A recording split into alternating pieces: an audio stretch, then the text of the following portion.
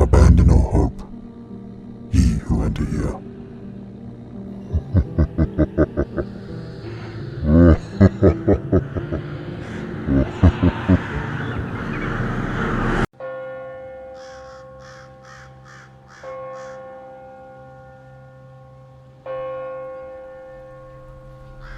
I remember way back when I was still in high school, I was playing games on my computer when my mum opened up the door, peeked her head in, and told me she was home for lunch.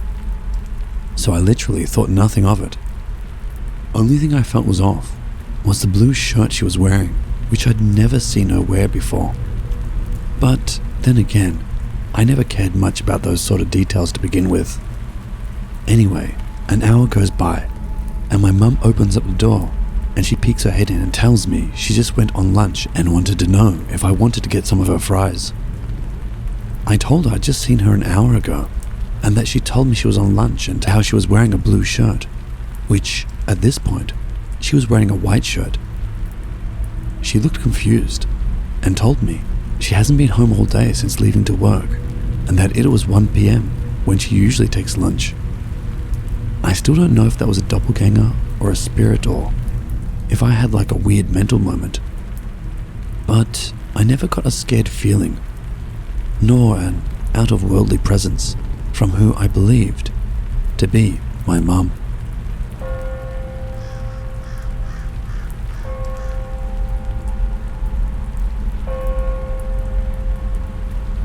I've seen and heard a few stories. They aren't very creepy or anything, but to me they were. My dad woke me up once, shaking me awake and telling me to get up in a very urgent tone, which he rarely used. I didn't turn around to face him or anything. I just fell back asleep after hearing heavy footsteps walk off. I later woke up in a panic thinking I'd missed an appointment or something. He said he hadn't even left his room. The second time this happened, I woke up and felt like I was being watched. This time I opened my eyes and glanced over to the bathroom door, and my sibling was staring at me. They slowly moved over to the edge of the bed, like weirdly slow. I sat up and told them to go back to bed.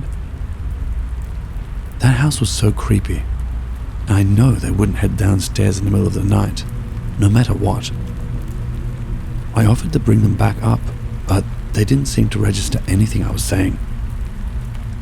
So they sat down, and it was pretty much a wordless staring contest. Eventually, they left in that same saunter, and I wearily fell back asleep and asked about it in the morning. Yep, they never left their room upstairs. I barely slept while I lived in that house. It was always loud, and every night brought something different. Anytime I would sleep, I would be startled awake by something. The last one I can remember was my sister coming home, the front door opening and slamming, with her yelling up at us, saying she was home, before hearing her jog downstairs. She was supposed to be at work, so my mum and I exchanged glances. I went to go greet her. I looked everywhere. All the rooms were empty, and the house was quiet. The door never opened again, and everyone in the house at that time was upstairs. We messaged both her and my older sister, both of which were not home and never came home. I kind of wish I got to see what opened the door. Everyone in the house heard it, so that one I can confirm wasn't brought on by sleep-deprived hallucinations. Weird stuff, really. The first two happened at my grandma's house, where one person passed away. The second was in our old home.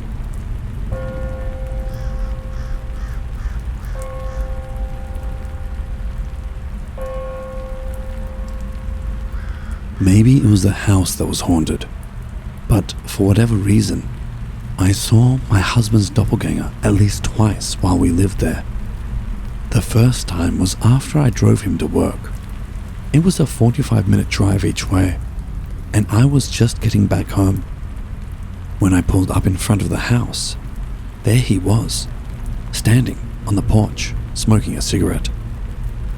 Same black hat and red shirt he had on when I dropped him off. I looked away for a second to put the car in park, and when I looked again, he was gone. I hopped out of the car and looked on either side of the house for him. I was so confused. I called and asked him where he was. Obviously, he was still miles away at work. I thought I was going crazy. The second time, I was not alone. We had a friend of ours over at the house, who I'll refer to as W. W and I were hanging out in the kitchen, eating munchy food, and my husband was outside for whatever reason, I forget. Before I continue, the house was set up like this. The kitchen is the first room you walk into from the front door/front porch. It's the only room on the bottom floor. There's a set of wooden stairs in the kitchen that leads upstairs to the rest of the house. In front of the house is the main road, so you have to walk off the porch onto the sidewalk and around to the side of the house to get to the yard. Okay, so we're both in the kitchen, but I'm leaning over the counter eating leftover halapukis, and W is at the kitchen table facing the door. My husband bursts through the door and runs through the kitchen, slamming the door shut behind him. I only see him out of my periphery. After a second, W says to me, "Where did he just go?" And a chill goes up my spine. I turn around, and he's not there. I don't even bother checking the stairs because they're very loud, and I would have heard him. I knew what it was. I say to W, that wasn't him, and go towards the door to check outside and prove to both of us that he was still out there. This is where it gets hilarious. W grabs the back of my shirt, terrified, and yells, "Don't open the door." I bravely open the door and yell for my husband, who responds, "Yeah?" and comes walking around the house from the side yard.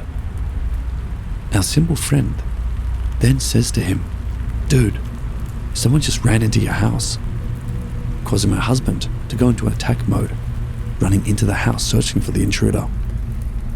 I know this is ridiculous, because W didn't act as if a stranger ran into the house when we were in the kitchen. In fact, I think he even said something to him before asking me where he went. I stop them both and say, "Wait a minute. W, what did you see?" And he looks at my husband and says, "I saw you." At that moment, we all realized what happened.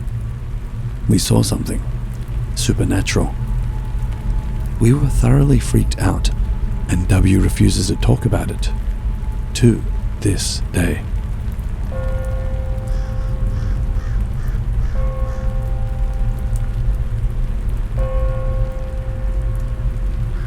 This happened about 13 years ago, when I was around 6 or 7 years old. I'd like to start off and set the scene. My parents were not religious, and at this point in time, I hadn't been exposed to much religious subject matter, nor did I actually believe people could die. My father also used to work at night, since he was the only one able to work due to my mum's declining health, both physically and mentally. We lived in a rented 2-story house, where the kitchen looked out into an open living room. That night I was sitting on the counter as my mum was feeling well enough to pour me some milk and just in general bond with me before I went to bed, only to head to school the next morning. There was absolutely nothing weird about that day or night besides what happened.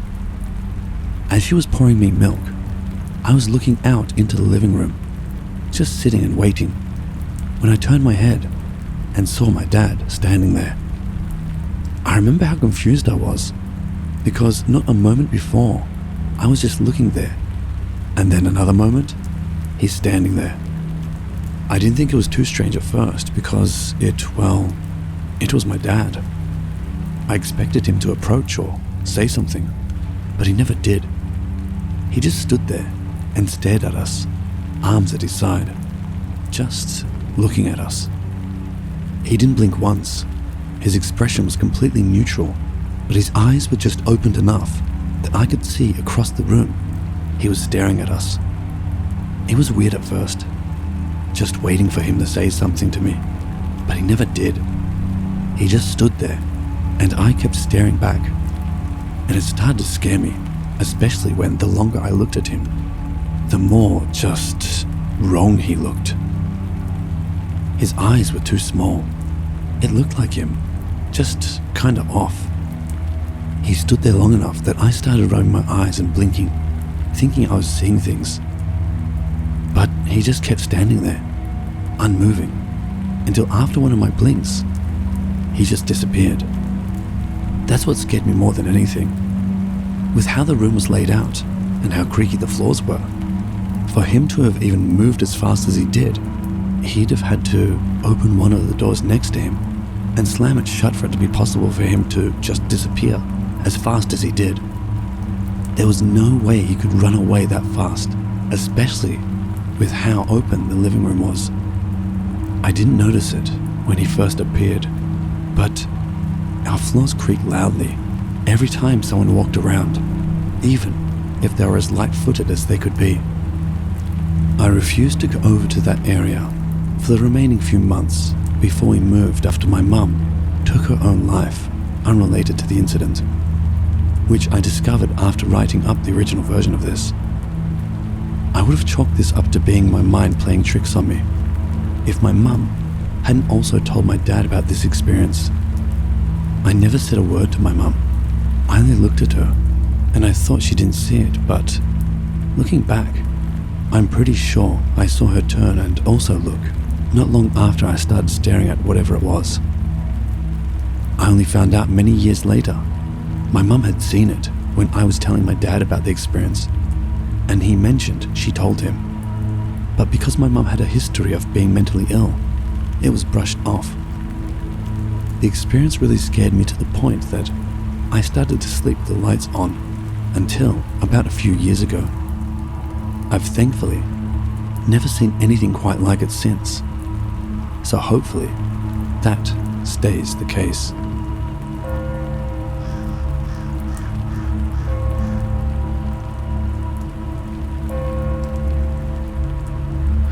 This happened more than 13 years ago in my old childhood home. This is just the first of 3 incidents that occurred when I was a kid and in my late teens. This happened to my brother. So for context, my house was very much haunted and weird stuff happened all the time. I could go on, but that's for another time. Me and my brother shared one room, and our parents' room was right next to ours. There was a long hallway in front of our room that led to the kitchen. The hallway took a sharp right turn, and you'd end up in the kitchen. Even during daytime, this hallway was dark and dimly lit, but the kitchen had windows and was usually brightly lit during daytime. On this particular day, me and my brother were just chilling in our room. I was on my bed reading a book, and my brother was on the PC. After a while, he left the room and went to the kitchen for a glass of water. He came back with a concerned look on his face. He asked me if I had been in the kitchen when he was there, and I said no. I was just in the room reading my book. What he told me next still gives me chills. According to him, he opened the fridge to grab a snack, and when he looked up, he saw me standing at the kitchen doorway. He called out my name. I didn't respond and just stared at him with a blank expression on my face. He thought I was just trying to mess with him, so he chuckled to himself and told me to cut it out. But I still didn't respond, and now I had this weird grin on my face. So he just started walking up to me, and I started running from the hallway towards my room. When he walked out of the kitchen to catch up with me, I was gone. He thought it was weird, but just assumed that I ran into the room. He asked me repeatedly because he genuinely thought I was messing with him. I reassured him that I was not in the kitchen at that time. We were both freaked out and just felt weird the entire day. We decided never to talk about it again. I blocked this out of my memory, and reading the stuff here reminded me of this incident.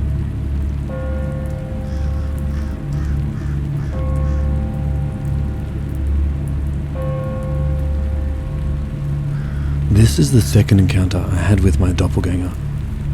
This is the only time I saw this entity with my own eyes, and it still creeps me out to this day, 11 years later. This happened back in December 2011, close to Christmas Day. I was on vacation with my family. We stayed in a small 2-story house in a gated community. A family friend of ours let us stay at this house since they had moved abroad years ago. The house had 3 rooms, 2 upstairs and 1 room downstairs facing the kitchen. I stayed in one of the upstairs room with my mum, 3-year-old sister and my older brother. I was 11 at the time, so I still remembered this incident clear as day. Like I mentioned earlier, this was a gated community, so it was usually very quiet at night. And apart from the lights from the houses and the street lights, it got pretty dark. For context, I've never been afraid of the dark. I've always believed in ghosts, spirits and stuff like that since I was raised religious. And I always prayed before going to bed. I still do occasionally, mostly out of habit, but I'm not that religious anymore. But the idea of encountering a ghost never scared me, due to my childhood home being haunted. My parents, my siblings, all encountered ghosts there, but I had never seen an apparition or anything of the sort up until this point.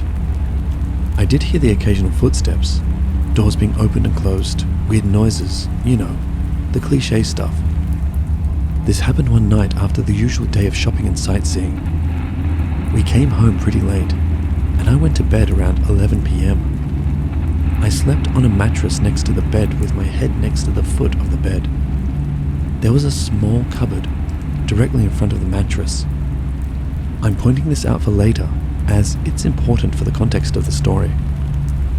I got up around 3 a.m. to go to the bathroom. I'm a very light sleeper, so even if I wake up during the middle of the night, I won't be half asleep or anything like that. I was wide awake when I went into the bathroom and got out. I picked up my blanket to lie back down, and as I did, my eyes landed on where the cupboard was, and I just froze. Literal chills ran down my spine. There, sitting cross-legged directly where the cupboard was this figure of a young boy, about my age and size. I looked closely and observed him. I noticed that he wore the same pajamas that I was wearing. The same hair, same t-shirt, same everything. Then I realized that I was literally staring at myself.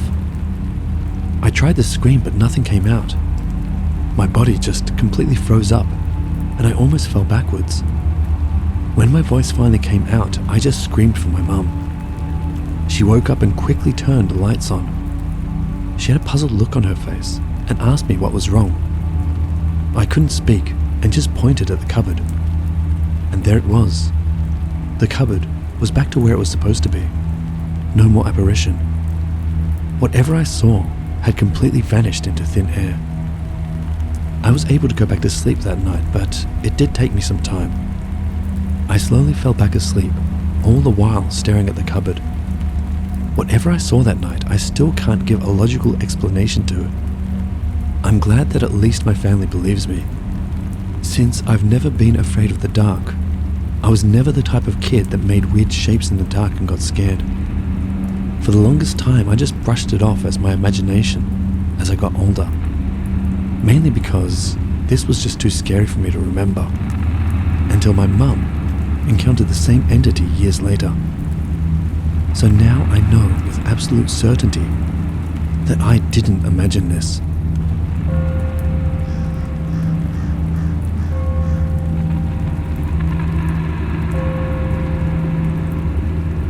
I live in a relatively small town, and recently, something strange has been happening.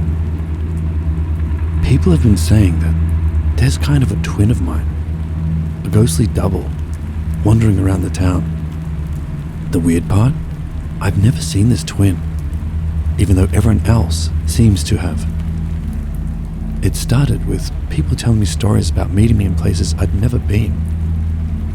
Sally, who works at the bakery, swears she saw me staring at her from a distance at the farmer's market.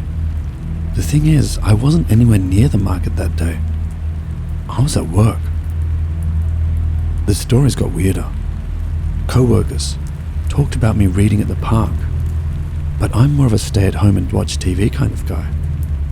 These stories have turned into a big deal, and now people I don't even know approach me, convinced they've seen me before, when I'm pretty sure they hadn't, at places I'm sure I hadn't been.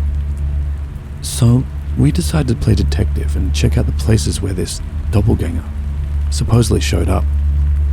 As we walked around the town at night, there was a strange feeling in the air, like something was about to happen, and then it did.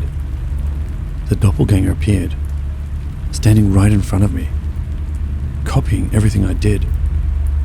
It was like I was looking into a mirror. It was a surreal moment, like meeting a stranger who knows everything about you. As everyone scattered, the twin faded away, leaving me confused and concerned. The stories of my unseen double still linger, but they're starting to die off. I'm wondering what the hell it was. Has anyone else experienced something similar?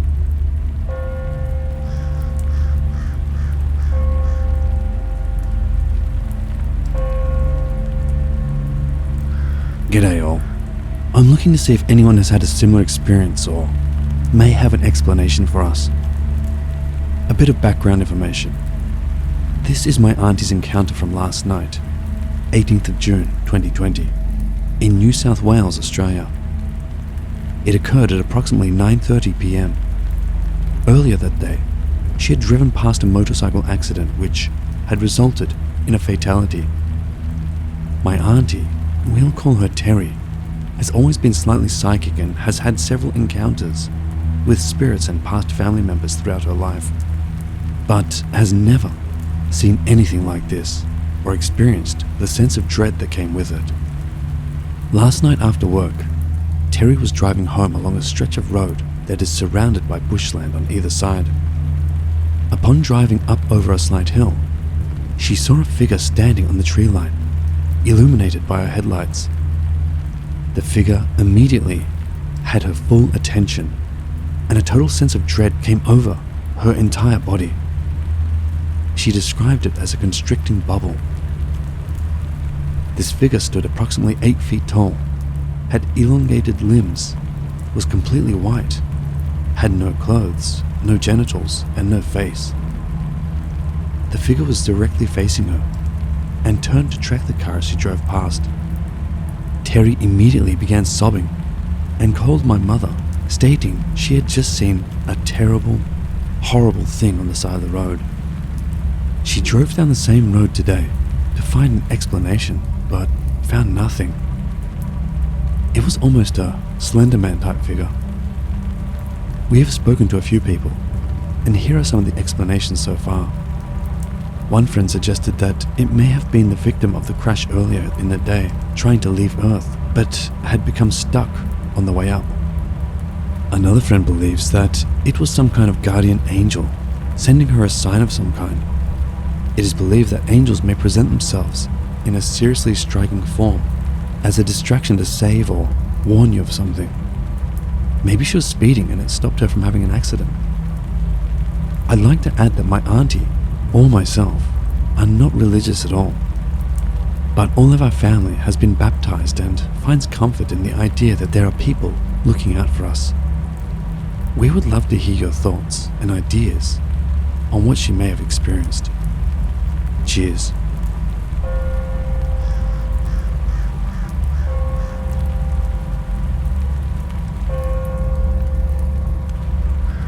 We don't get the kind of stuff down here that I see a lot of on this sub. A lot of it's Native American folklore I see here, which is creepy as hell, but I feel like our stuff is of a different world altogether. I've seen some stuff. A lot of it, we don't even know what to call. Our First Nation stories aren't as well documented as your Native American stories are, sadly. A lot of it got all but wiped out during the colonial years. And far beyond, come to think of it. But there are bits and pieces. There are voices that keep the old stories alive. And a few of them seem to tie in pretty neatly with what we saw that night. Me and my best mate, Gavin, we grew up together in Home Hill, one of the two townships either side of the mighty Burdekin River. You got Ayr, the bigger of the two towns on one side, and our sleepy little town on the other. We used to camp out a lot when we were growing up, but this was always done simply in our backyards, as we were too young to camp out for real. This all changed when we hit 15 years old. We were finally given the freedom to wander down to the riverside and have little overnight campouts. Now, of course, these excursions came with strict rules, as we lived in croc country. Where we live, it's basically where the Burdekin River meets the ocean, so strictly no swimming, no going near the water's edge, as well as the usual croc-safe stuff.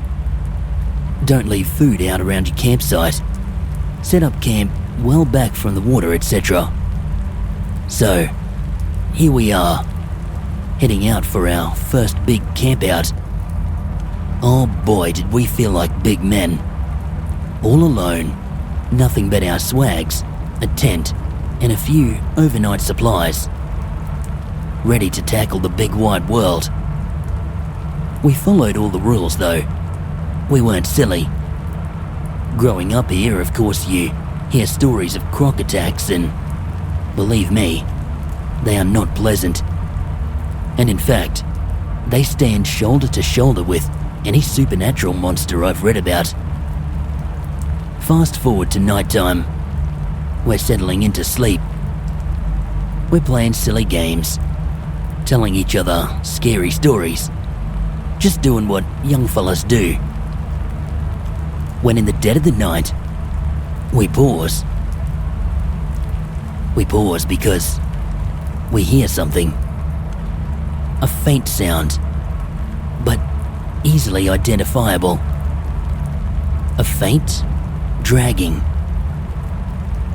This caused us to bolt upright. There's only one thing around here making a sound like that. There's a croc dragging itself up the riverbank towards us. We shut off our torches and we huddled together towards the back of the tent. Gavin started feeling around for his pocket knife. We were planning to cut a hole in the back of the tent and make a run for it.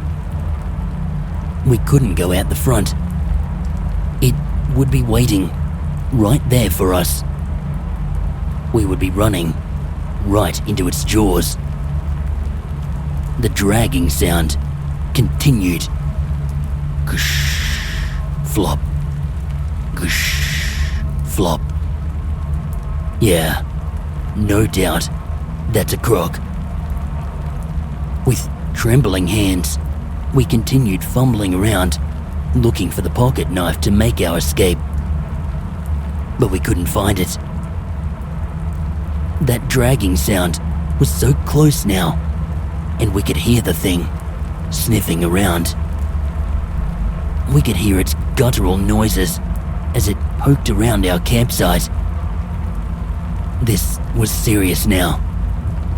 We were very much in a life or death situation.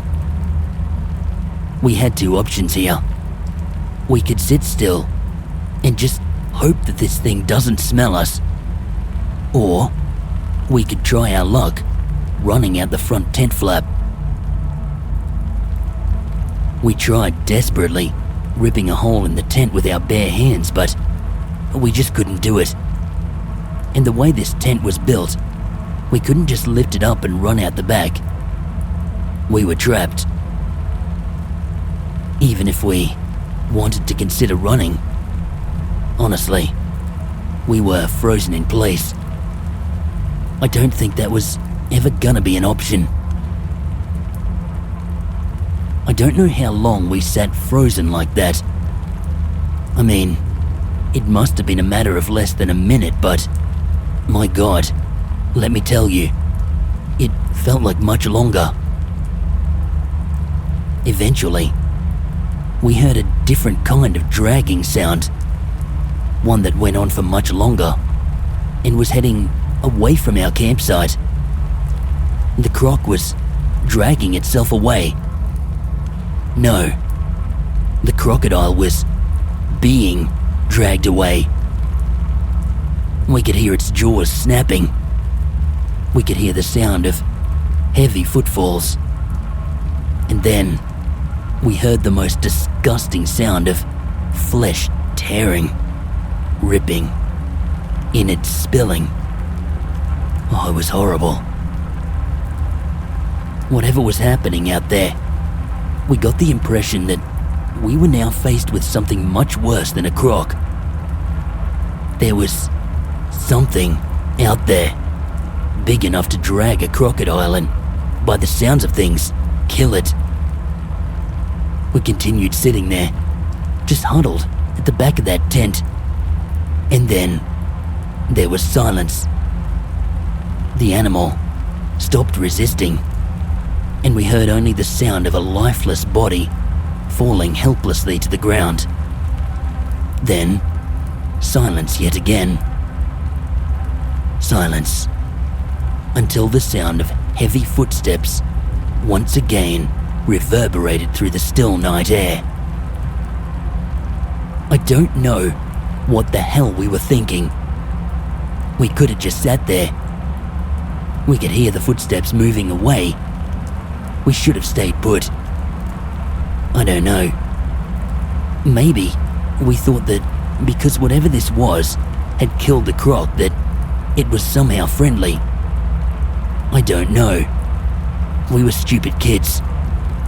We were panicked. We were in a state of shock. But for whatever stupid, pig-headed reason, we slowly unzipped the flap and stuck out our heads. It was massive. I mean, massive. At least 8 foot tall. Probably bigger. Its limbs were not human. Nah, far from it. They were all cracked and broken and, honestly, looked like this whole thing's body was made of stone. It was lumbering away into the river. It was just walking through the water like it wasn't bothered. It dragged something in its hand, something long and sharp. I guess that's what mutilated our crocodile. Yeah, that's what else we saw. There certainly had been a croc, but not no more. This was no small specimen either. This crocodile, it must have been at least a 4-meter salty. Its lifeless body lay by the river's edge, a massive cut down its gut. There is nothing out here capable of doing that. Or so we thought. We watched in awe as this thing continued to wander off into the night. As it walked, it released these inhuman sounds. Grunts, grumbles. Those sounds still haunt me today. I have no doubt this thing was not a friend. It was out for blood. The attack, it was just too vicious, too deliberate. It was not there to lend us a hand. That crocodile just happened to be the easiest thing in its path. Maybe it noticed us, Maybe it knew we were in the tent and we were just too much of a hassle to get to. Maybe it didn't know. I don't know. Those questions, they do trouble me though, thinking back. The incident led me to look deeper into Aussie monster stories, to the point that I now have a pretty high level of confidence that what we saw was the Malingi. The First Nations people will tell you stories about him. They too know that he is not a friend. It's actually, at its roots, a bit of a bedtime story that they would use to scare the kids out of wandering off alone. But like all of their tales, it is deeply steeped in reality. Well, I know now for sure that this one is. I don't go to that spot anymore. Far as I'm concerned, that's his territory, and he can keep it. I do warn others about what we saw that night. Tried to tell our parents about what we saw. But of course, they brushed it off as a scared kid's imagination. I've not heard of any more attacks or run-ins with him, and I'm glad for that. I'd rather not be proven right on this one.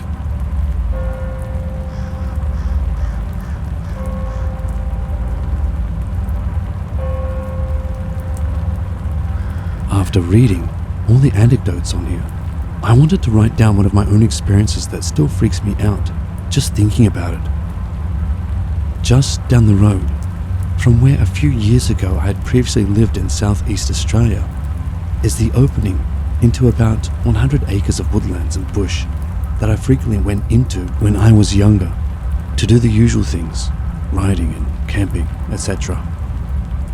I was out driving at around 11:30 p.m. with my girlfriend, and as we were in the area, I decided to show her the woodlands, as she loves everything to do with nature, and it was summer, so it was an extremely warm night. I left my car with the lights shining into the trees, as we weren't going too far in, and it was pitch black inside. The two of us just kind of sat, chatting, having a smoke and generally relaxing. She was sitting on a sort of a map of the area, and I was keeping an eye on the trees as I had a feeling that something was just wrong. I read on here a few people have said that they have felt that they were in danger, although nothing around them was off, and it was the same feeling. Every sense was almost reaching out, and my adrenaline was up, but there wasn't really anything in my eyeline that seemed any different. After lighting another cigarette to calm my nerves, I scanned the tree line again, and realized that it looked different to before. It was only after staring into the dark that I saw that there was moonlight now, lighting up grass where it couldn't before, as there was a black shape blocking it, which, before, I thought was a tree. I've got goosebumps just typing this, but the only way to describe was that all sound just ceased, and everything went dead silent. A few seconds later, this disgusting feeling of dread fell over me, and I saw motion in the dark of the path, as this thing crawled towards us on all fours.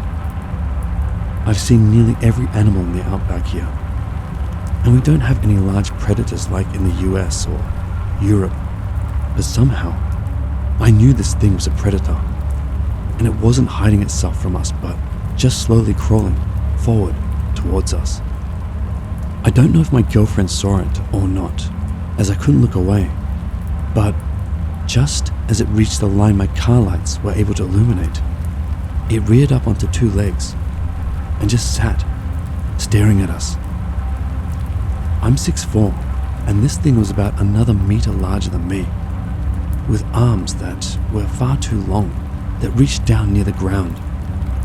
All I could make out was an off-white, almost yellowish fur on it, and in the dim light could make out the silhouette of its head as like a dog or wolf. I wasn't able to move as it stared at me, but it was at this point my girlfriend gasped, which seemed to break whatever was stopping me from thinking logically.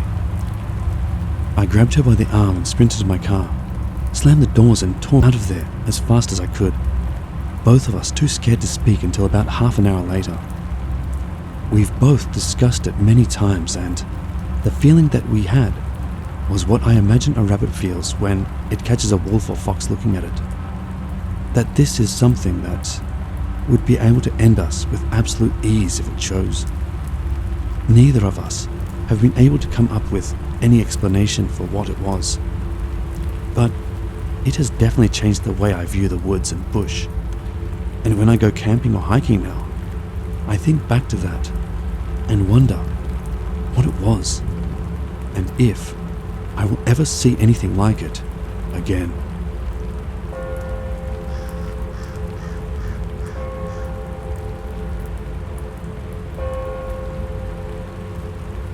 I've been all around Australia.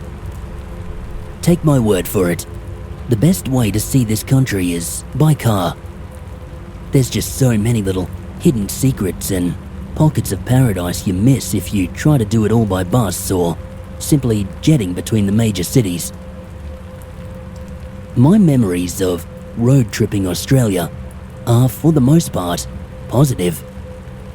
Sure, there's been some ups and downs, but that's life, isn't it? You just keep on pushing forward.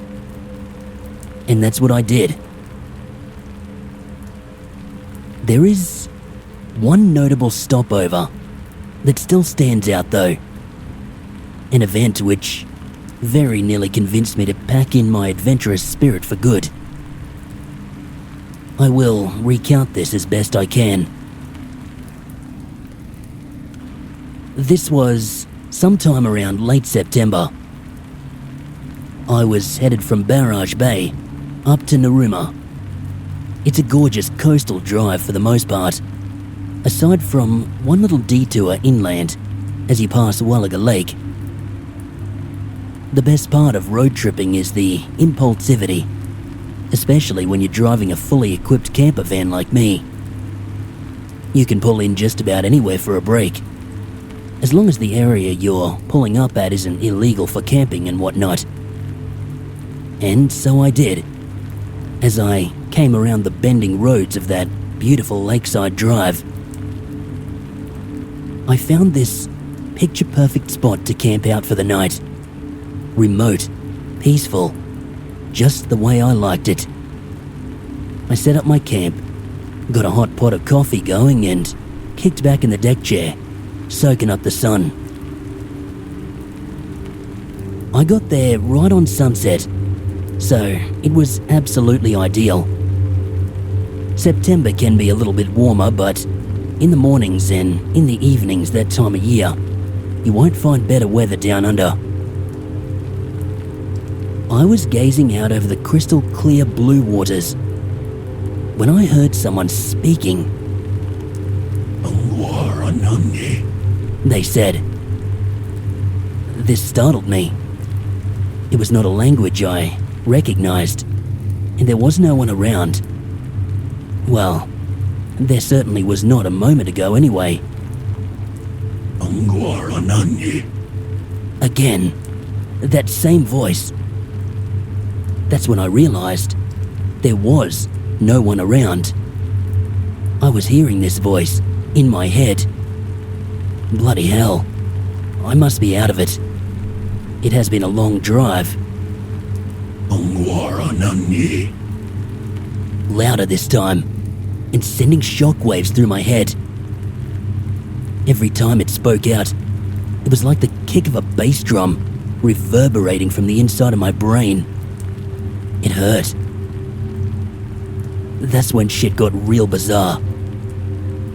3 kids came tearing out of the bush, breaking the tree line right behind my camper. They were shouting at me, pointing to the road, screaming, "Go, go, leave now."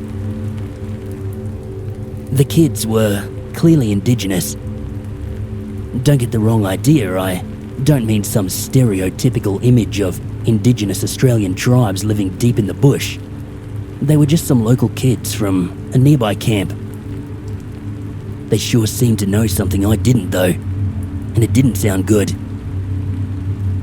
I decided that I'd best heed their advice. This, coupled with that weird voice, was giving me a bad feeling. I packed up my stuff and I scrambled back inside my camper. I strapped into the driver's seat, turned the engine over, and flicked on the high beams.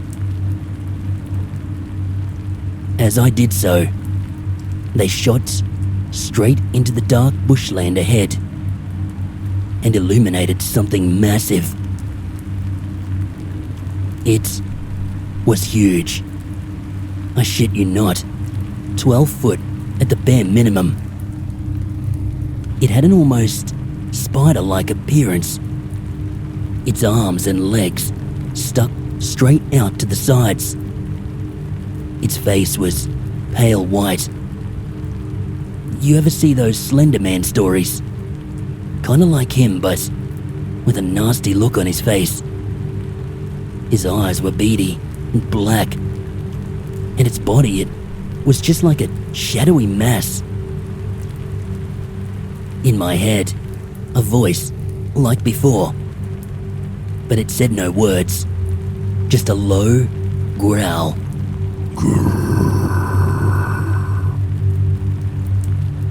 The kids started bashing and kicking my camper now, but not as if they meant me harm or anything. They were urging me to leave. They screamed something out at me, a word I'll never forget. Doppelganger, Doppelganger.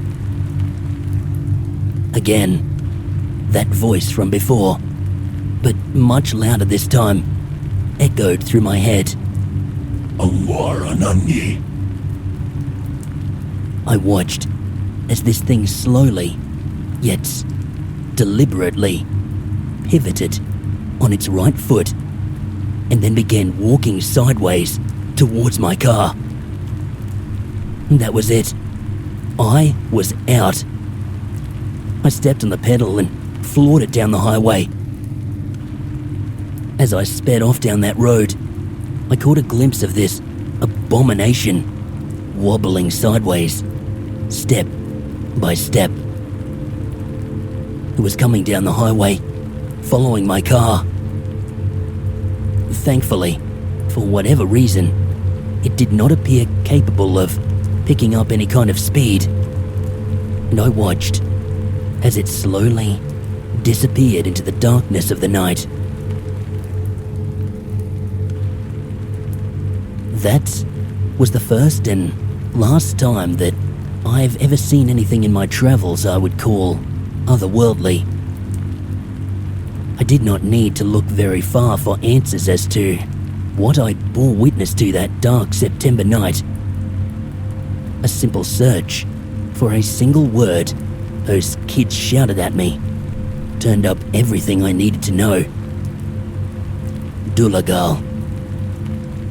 Straight out of Wikipedia, the Doppelganger is a humanoid creature of Aboriginal dreamings. He is said to have bright red eyes, and he stalks Mount Gulaga, walking sideways.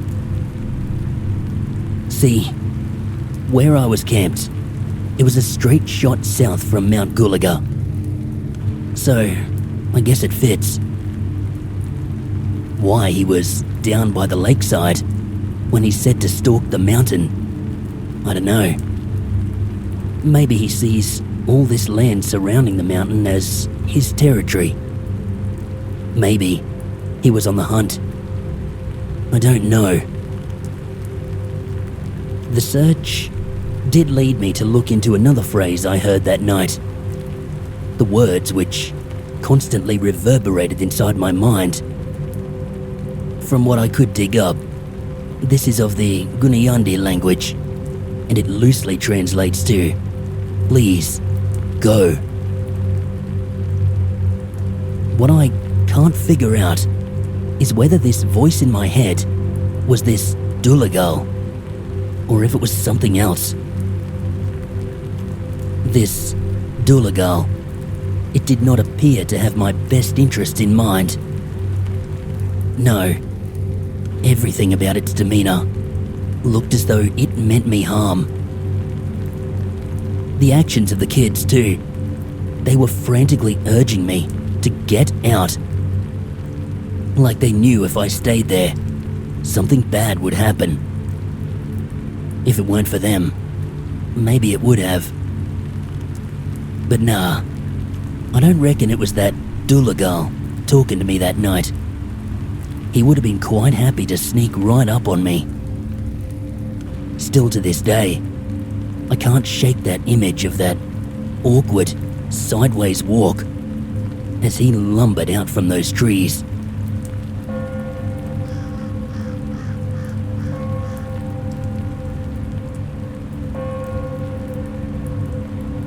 Okay, so I live in Australia. It's currently autumn, and I live on the outskirts of a major city, still in the suburbs. This happened today in the late afternoon when I went to hang some washing on the line under our carport attached to the side of our house. We were starting to lose daylight, so I thought I'd quickly pop out and hang up the last of the washing for the day. It was increasingly getting darker by the minute. I had just begun hanging clothes when I started to get an uneasy feeling. I'm unsure why. I brushed it off as I was losing daylight quickly. A minute later, I heard a group of kids up the other end of the street, screaming, and then silence. Again, I brushed it off as the kids just being kids and playing with each other. The intensity of unease grew, and I felt like I was being watched. I then heard a low growl, which was unlike anything I'd ever heard, and the air got significantly colder, and all the crickets and bugs went silent. I moved the clothes rack to outside the carport so I could use what little light there was to hurry this up as much as possible. While hanging and scanning around between picking up the next piece of clothing, I noticed something new. This dense garden that wrapped around our U-shaped drive looked poor, like maybe it had been trampled in a decent section, maybe 13 feet of garden. I intensely felt I was really being watched by something, and right before finishing the clothes, the feeling started to ease off a little, and it began to warm back up, like it was when I initially came outside. I was raised with big dogs, Rottweilers, German Shepherds, etc., and grew up in rural countryside. I've heard all kinds of animal sounds, from wild dogs, foxes, koalas fighting, possums and bats. I've never in my life heard a growl like this before. I don't know how to explain it, but it did not sound natural. It sounded closest to a dog, but something about it was very wrong. Before going outside, my indoor cat desperately wanted outside. Once I came inside, she was acting completely different, sulking around and all fur puffed up. She then was following me at my ankles around the house, which is not normal for her. We have a lot of bushland surrounding us and live next to a river, which is behind us. I don't fish in that river anymore, as I've always felt like something was around. I have a few more experiences. The first one is back in 2015 in December, around Christmas. My boyfriend at the time, now ex, invited my family to have a Christmas dinner at their house, and we were coming home after spending time there for quite a few hours. We both lived in small, separate, rural towns, and it took 25 minutes to drive, doing a speed limit of 100 km per hour to get to his. In between was nothing, except large acres of land owned mostly by farmers and the occasional house, but extremely spread out. This is your typical Aussie countryside, with overgrown dead tall grass lining the sides of the bitumen roads, filled with tall eucalyptus trees on both sides. Driving back in the dark, we automatically do 20 k's under the speed limit, due to the wallabies and roos. They have a bad habit of darting across right in front of cars and blend in well with the tall dead grass. Instinctively, we continuously are scanning the sides of the road and paddocks to see if there was any wildlife we need to slow down or stop for. I was in the front passenger seat, closest to the side of the road. when it was pitch black and we were in the dead middle of nowhere at the halfway mark towards home. I saw this huge black animal, sort of running, kind of across how a bear and a gorilla would run. This thing was keeping pace with our car, a big dual cab ute, doing 80 k's. It looked like a bear, cross with something, but seriously deranged. When I fully looked at it, it looked straight at me, and its eyes glowed red. I let out what my mother described as a blood-curdling scream, and she reacted by slamming the brakes, thinking we were about to hit something. As she was nearly at a complete halt, she turned to me and asked, "What? What is it? What are we slowing down for?" I yelled at her out of panic. "Did you see that? Did you see that?" And then I yelled at her, "Don't stop, keep driving now." She started speeding up again, and at this point the thing had vanished, and I started telling her what I saw. She thought I was making it up, and thought my eyes were playing tricks on me, as in Australia we don't have bears or anything like what I saw. Years later I did some research, and turns out yowies have been reported to have red eyes when reflecting light, which shared a shocking resemblance to what I remember seeing that night. At least, I hope that is what I saw, and not something more sinister. Second experience. I was again coming back from spending a few days for Christmas with my now partner's family. I was driving back home. His family lived in a major city, and we still were living out in the country, so this was a 3-hour drive. Mostly 100k an hour roads, except for exiting through the city. About an hour and a half away from home, we were in the middle of nowhere, going up a tightly winding mountain range, thick with native forestry. My partner needed to take a leak, so the next dirt road I could find off the side I drove down. Most dirt roads are single lane, and here we move off onto the shoulder if someone is coming the opposite direction. But we were absolutely nowhere, and that chance was almost next to none. I was looking for a spot that I could pull over, but did not expect this dirt road to keep going and going and going. No houses in sight at all, and there hadn't been for a very long time prior to pulling into this road. After about 15 minutes, I find the only spot I could possibly park and pull a very tight U-turn and park up. We decide the area is lovely, surrounded by bushland and tall trees. It was afternoon, but still plenty of light, although the sun was starting to set, so we decided to kill the engine and hang out for a bit to enjoy the scenery. My partner finishes his business, and I step out to join him.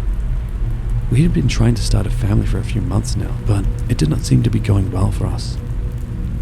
We were both wanting some us time to take our minds off things and have a break from life. Then, out of absolutely nowhere, somewhere in the distance, we both hear a baby's crying. There were no houses, no people as far as the eye could see, and it sounded to be coming from the bushland. Only there was a steep, gradual decline down to the bushland off the road. We both verified what we had heard, and that we are hearing what we think we are. I worried initially about what if someone has dumped a baby, this area being so deserted. Then we both get an immense, sickening feeling of overwhelming fear and dread as the crying continues and gets significantly louder and closer within a few seconds. We both get in the car as quickly as humanly possible, and without losing traction, we get out of there as fast as I can safely. We both had an intense feeling in the pit of our stomachs that we should not be there and needed to get out. To add to the strangeness, turns out I found out 2 months later I was pregnant, and would have been pregnant at the time we had that experience. I would have reported the baby crying, but 1, no phone signal. 2, this road did not have a name and was not signed. And 3, there was no way someone could have gotten down there alive, also while carrying a baby. And there was no tracks, tie marks, footprints, zip, zilch, nothing.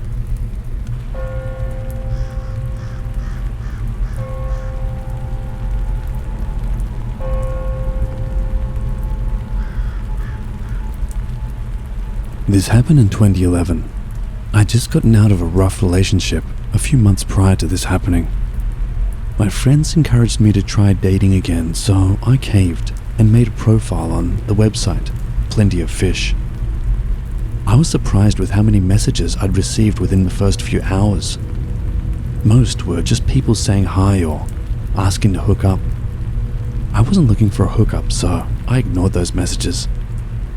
After about a week, a guy, roughly an hour away from me, messaged me.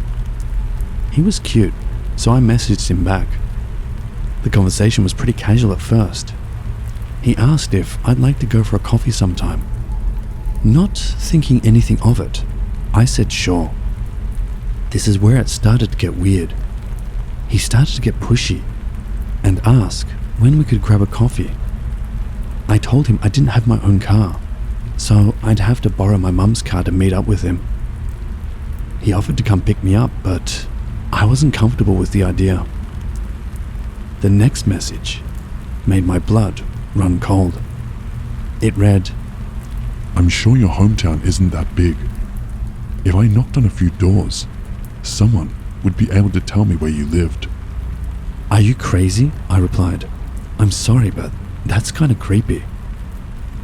This just pissed him off. He messaged me multiple times after this. They said, You know I have a gun? I could shoot you and make you disappear. No one would look for you. You're nothing but a dirty slut. I could kill you. I'll throw you down a well, and no one will ever find you. I was really scared at this point, so I asked him to please leave me alone. He replied with the following. I know where your hometown is. It's not a big town. I can find you. At this point, I'd had enough, and I blocked him. I reported his account to Plenty of Fish and deleted my account. I was really on edge for the next few weeks after the fact. I was afraid he was actually going to come look for me. So, to the creepy guy who threatened to kill me on Plenty of Fish, let's not meet. Ever.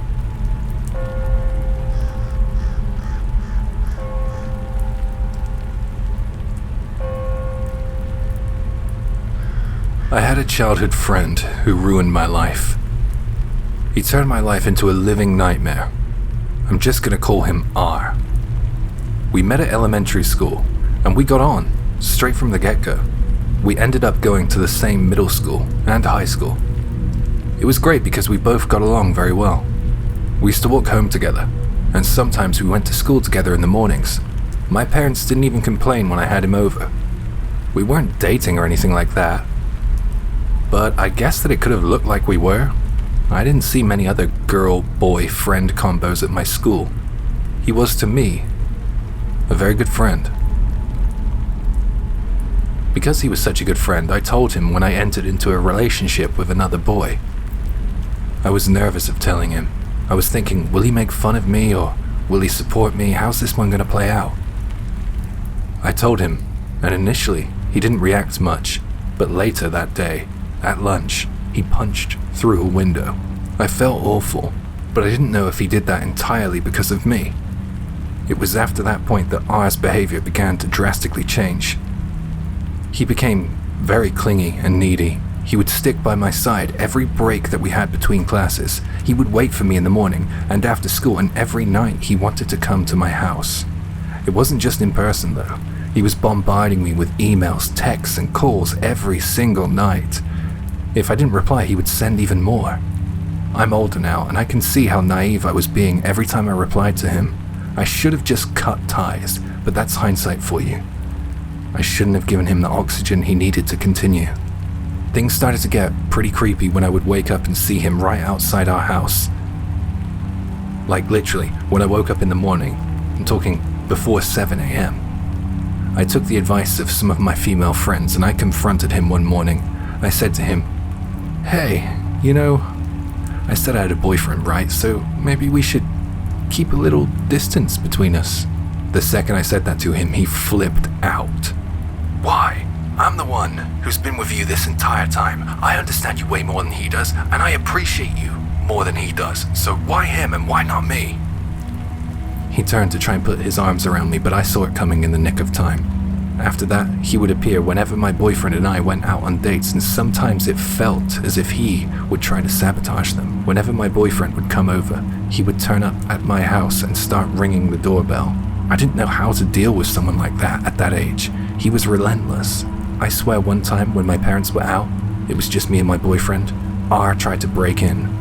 I heard several thuds and bangs coming from the front door. R would do other things too. He started spreading lies, specifically ones about my boyfriend at school. It seemed like he was hell-bent on breaking up our relationship. Things went downhill for R. He stopped going to school so much when he realized that he wasn't going to break us up. Apparently, he gave up on going to college too. He still harassed me though, only digitally. I quickly learned to block all unusual friend requests and weird emails. I heard a rumor before I left my hometown for college that he wound up in a mental asylum. I can't put much faith in that rumor though. I hope that isn't the case, because even though he turned into a crazed stalker of a friend, he was still, at one point, my best friend. After graduation, I rented an apartment with the boyfriend I made at school, and I still live with him. I really don't know what happened to R, but I often think to myself, he's out there. He's still out there. I try not to share too much personal information online because he was bad as a teenager. He could be worse as an adult.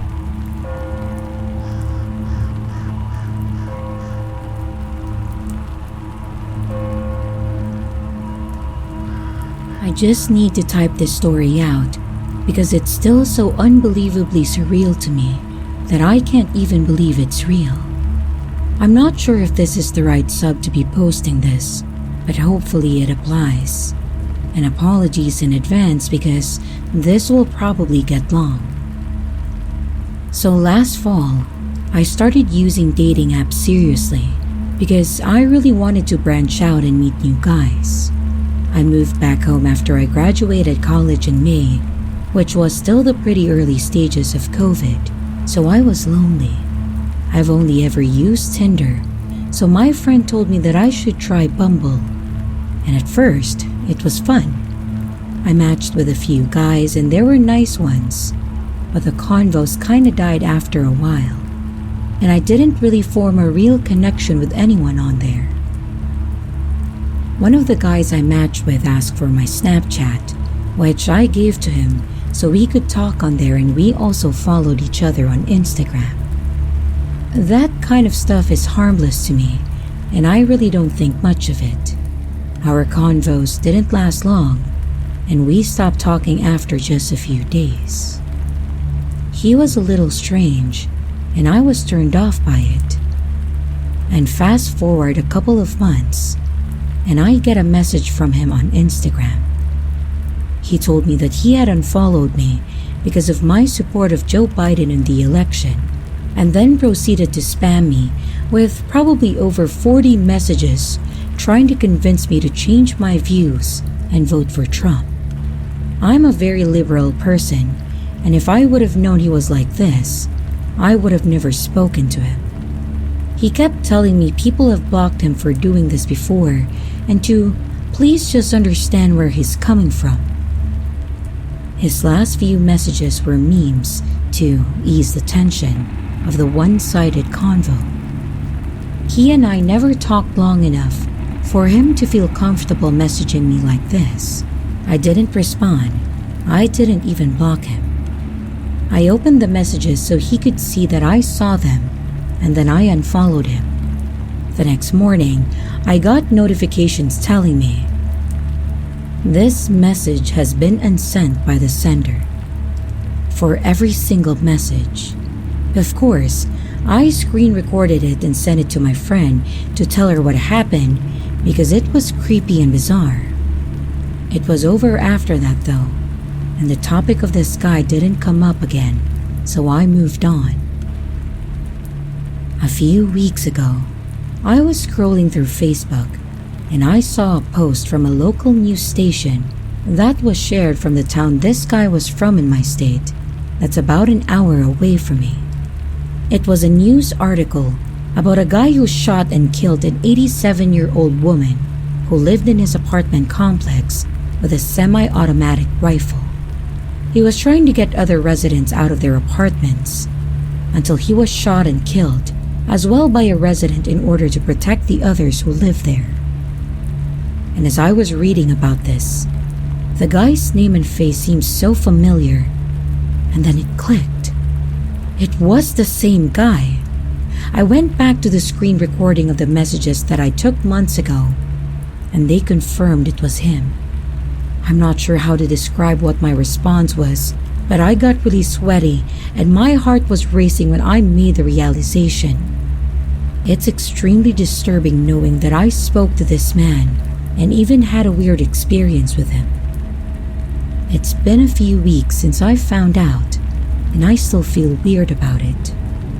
I was just reading about it again today since more details have been reported since the initial shooting. Sometimes, I think about the what-ifs. Like, what if I had responded to his messages the way I wanted to and called him a creep and weirdo and pissed him off to the point of violence, and he tried to harm me? God, I hope the woman that he unfairly murdered is resting in eternal peace. Thank you for listening if you made it this far, and be wary of people on dating apps.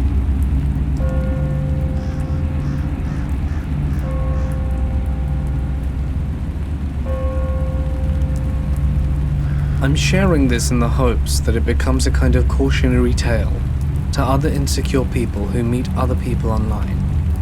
When I was 16, I was very insecure with myself. I had a hard time making friends and was basically invisible to boys. I made a lot of friends online in chat rooms. Mind you, this was the early 2000s. It was during the summer that I was staying with my sister to watch her kids because she broke her foot of carnival, and my two nieces and nephew were a huge handful for her. So I got to stay up all night to use the computer. I was pretty lonely because I just moved from my old school following the divorce of my mum and stepdad. I couldn't really hang out with my friends for a while because of my situation. I talked to a few guys, even video chatted a few times, but it was all quite innocent. Until I met a guy from California. He wouldn't tell me his age and wouldn't even send a picture, but I got the impression that he was an adult because he told me he had his own apartment. He claimed his camera was broken, totally legit, right? He even tried to talk to me into coming out and visit him. He told me he would get me a ticket and we could meet. He told me that I would have the time of my life and that we could do things together. He seemed excited about the fact that I'd never been with anyone before. After about a week, he convinces me to lift up my shirt so that he can see me. It took a lot of convincing and he was like, "Come on, it's only me." Stupidly, I gave in. I didn't really think much about it afterwards, but I never did it again, and I continued to talk to him. But when summer was winding down, my sister didn't really need my help anymore, so I wasn't at her house or able to use her computer. One day, about 2 weeks before school started back up, my best friend Amanda called me and said, "Hey, I have a question for you. Why am I looking at a picture of your tits right now?" I was completely floored. For a while I didn't even know what she was looking at. I didn't even know what to say. I could only ask what she meant, and she told me that a random guy just sent her an attachment, and when she opened it, it was me. The guy's screen name was the guy I had been talking to. She'd also gotten calls from some other people that we were friends with, because they had also gotten the picture. Apparently this guy had hacked me. He got my friends list. My neighbor got the picture. I know because he approached me about it. He was really nice and understanding about the situation. He had a sister about my age and felt really protective of me. But oh my god, it was so embarrassing. And I begged him to not tell my mum, which he didn't. Amanda had to get into her parents' email profiles because he had also hacked into her list somehow and sent it to everyone on hers. Her parents both had emails with the attachment of the picture. They never got the picture and never found out. We were able to keep it pretty quiet. The only people who knew were my peers. I eventually got online again and found about 100 messages from him. I finally messaged him back and asked him why, and he said it was because I hadn't returned his messages. He got mad at me because I stopped talking to him. I told him he had ruined my life and all he had to say was sorry, before he blocked me. He didn't contact me again, and he didn't send out my picture anymore. But as far as I know, about 20 or 30 kids I had gone to school with had gotten the picture. I was glad that I didn't go to that school anymore. But every time I visited and we went around town, I saw people I'd gone to school with, and I knew that they knew. They'd point and laugh, and I was never more glad that I didn't have a computer at home. I didn't even use my AIM profile when I visited Amanda's or my sister's house. To the adult man who tried to completely ruin my life when I was still in high school because you felt that I'd rejected you, I hope that you got caught somehow, and no one ever fell for your nonsense. And I hope you went to prison, and had all these things that you wanted to do to me done to you. And I hope to God we never ever meet.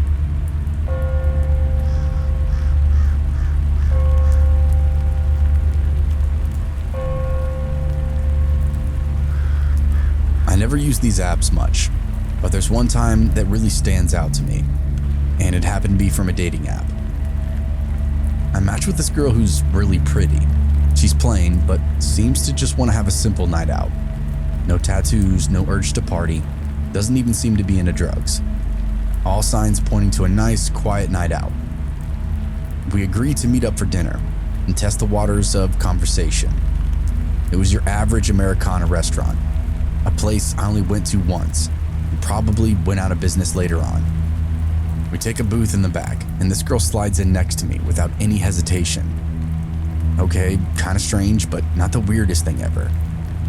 We're having a little small talk, getting each other's names right, when I feel her fingers creep into the palm of my hand. For some reason, I just kinda pretend not to notice. I mean, surely she's not trying to hold my hand 30 seconds after meeting me, right? As the waitress comes back to get our drink order, her fingers slide in between mine, that classic hand interlock. This is really happening.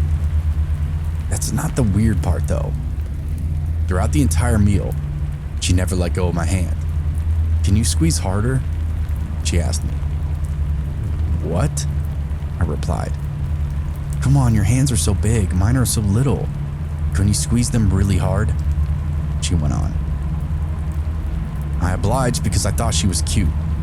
She giggled and wrung my wrist back and forth like we were on a walk or something, and not inside a packed restaurant. The waitress brought the meal back, and still this girl never let go. We did our best to eat with one hand, one utensil, while she continued to squeeze my hand harder and harder. Finally, I realized she wasn't being cute. She was just seriously strange. I saw the other tables looking at us with these confused looks, and I realized my conundrum. "You're so strong. You could really hurt someone," she explained to me. "Squeeze until I say ow," she insisted. "Huh?" was all I could mutter out. "Squeeze harder. Squeeze until you hear my bones pop," she instructed me. Okay, now I'm getting creeped out. It's almost like she wanted me to hurt her. Finally, I pulled my hand out of her wiry little grip. What had seemed like a for sure safe date turned out to be a total lunatic. I called for the tab while she pleaded for me not to go, that it was all a joke, I didn't understand. I paid the bill and walked out the front door. I never saw that girl again.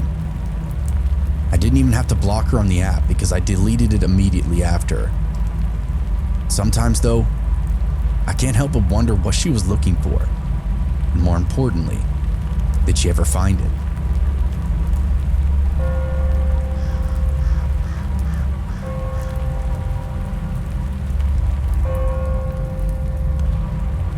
So, a bit of backstory.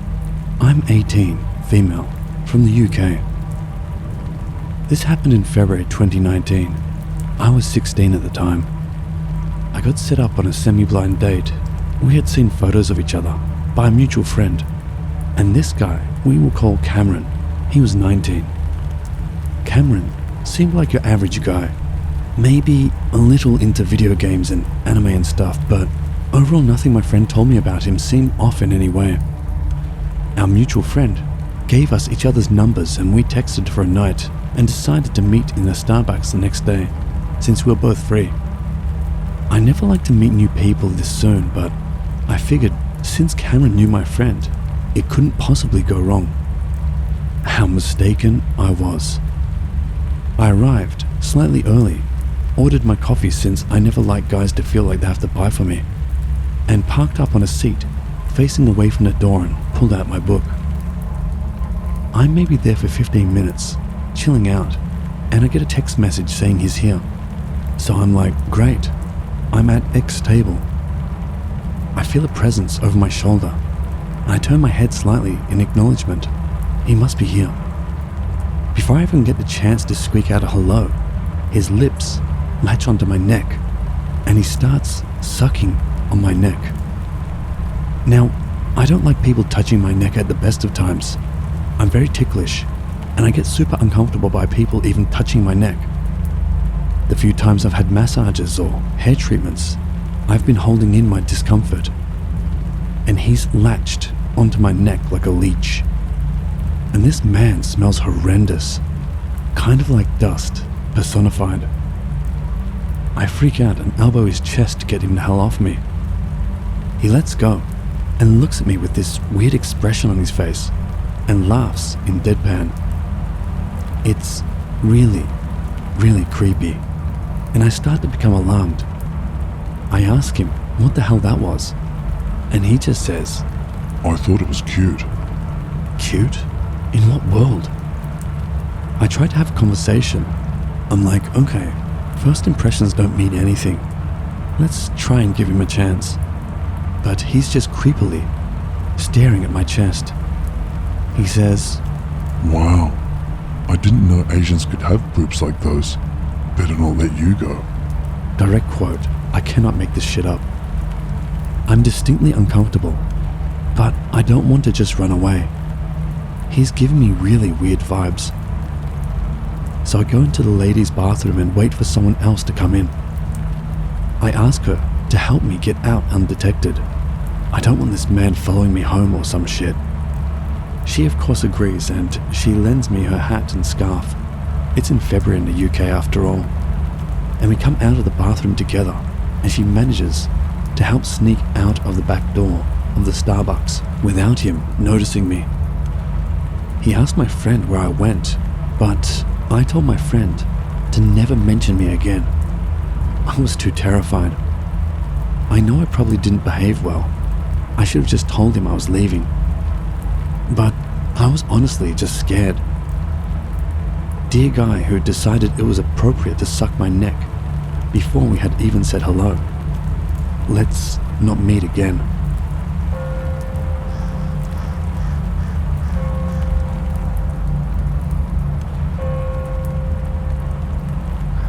This is the first time I have ever posted in Let's Not Meet.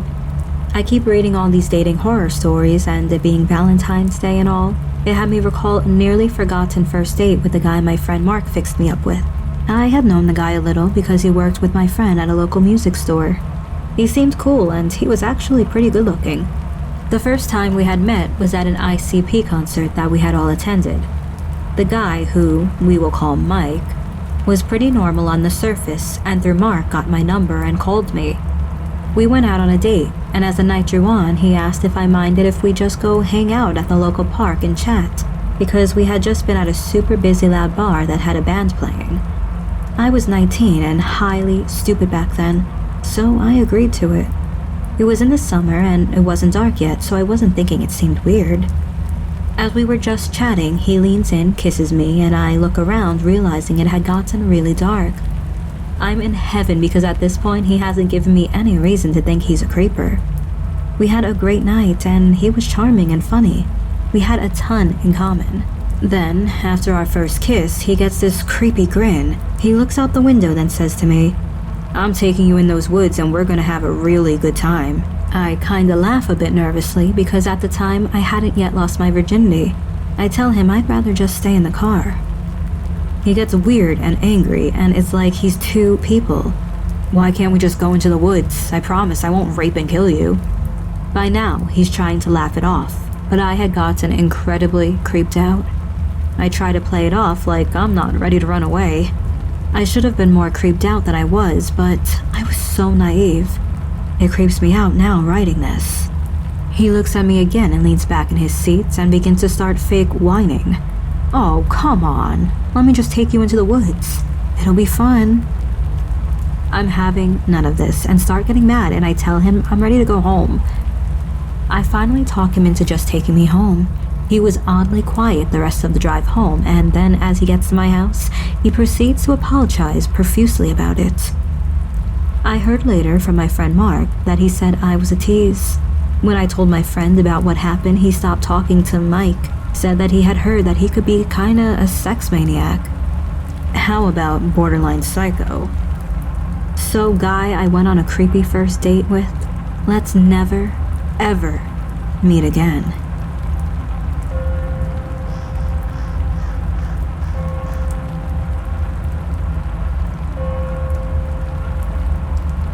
I'm going to tell you about my dating experience with a government agent.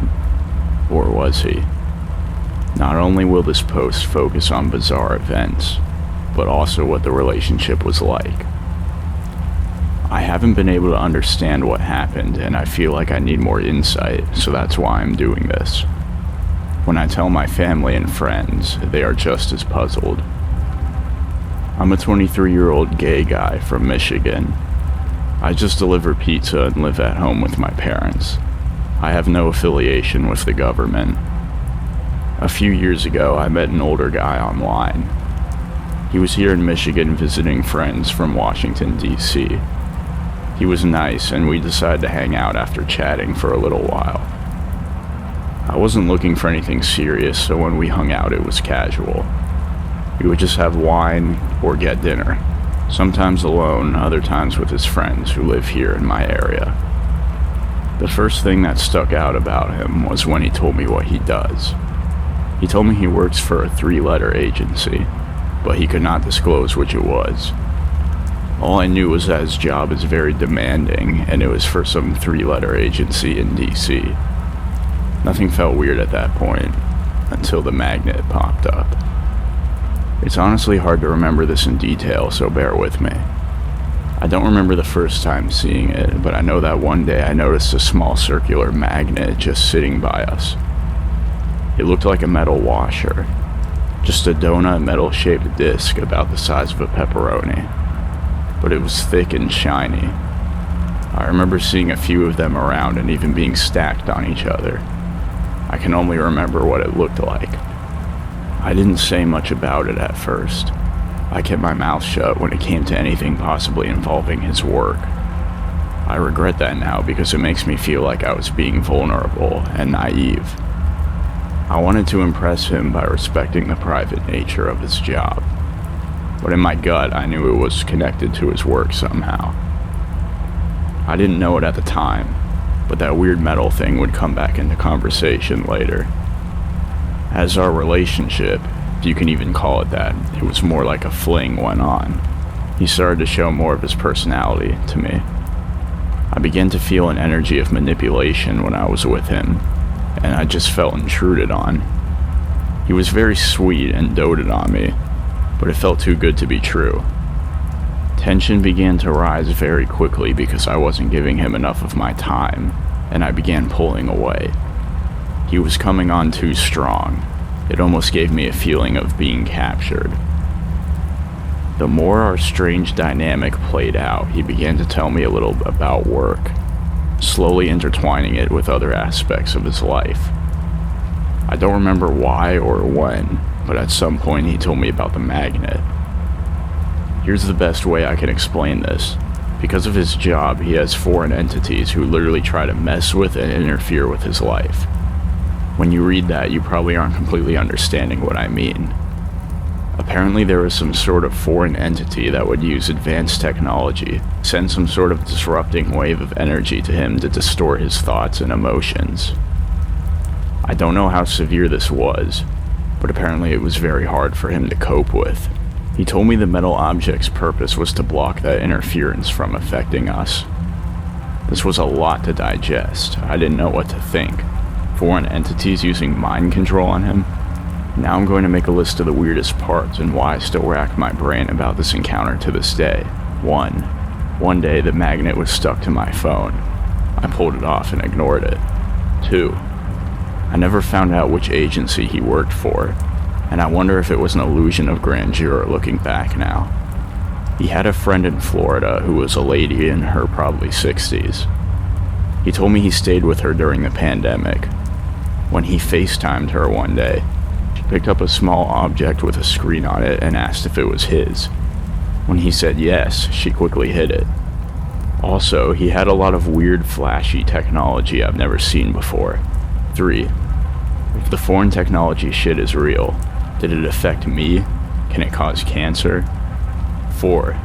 He ended up showing a very strange and manipulative side of himself, insisting I should have invited him to dinner with my family at Christmas, even though we had just met. 5. The one time we hung out in a hotel, he told me he was stepping out briefly and was gone for almost 4 hours. 6. He told me his ex-boyfriend was found slaughtered after begging him not to go out one night, but the boyfriend insisted. He told me the name and said I could look it up, but at the time I regrettably just didn't for some reason, so I don't have the information about the incident or person. These 6 points creep me out when I look at them together, which I'm leaving open to your interpretation. The fling came to an end when I didn't give him enough of my time, and then he refused to see me again. His manipulative side became very visible when he would blow me off just to hit me with a "miss you" text. He became so manipulative after initially being so loving. Red flag? Thinking back to the last time I saw him, I'm glad I got out safe. We were at an Airbnb and he started crying, but I didn't. It was so weird. He was the one crying, but then blew me off. When I asked why he was crying that night, it was because he felt so worried for what this would do to me. What was he thinking would happen to me? Probably just manipulation, but it just was really strange, and thinking back it felt like I was with a truly weird person, and I was not safe in that moment. Nothing bad happened, but my gut just tells me it wasn't right. I wonder what the magnet truly was and why he wanted to make things serious so fast. I really am curious who that person was and his true intentions.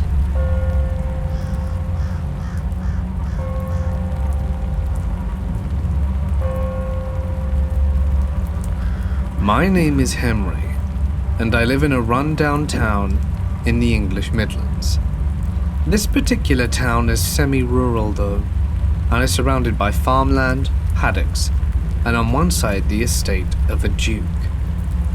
There are also at least 3 small areas of woodland dotted around within the town, one of which is very close to my school, filling the gap between the local athletic track and the train line. It is best accessed by crossing an old bridge that is now covered in grass, but once had itself carried a train track. I suppose this must mean that most of the trees there were planted within my parents' lifetime, after the railroad connections were overhauled.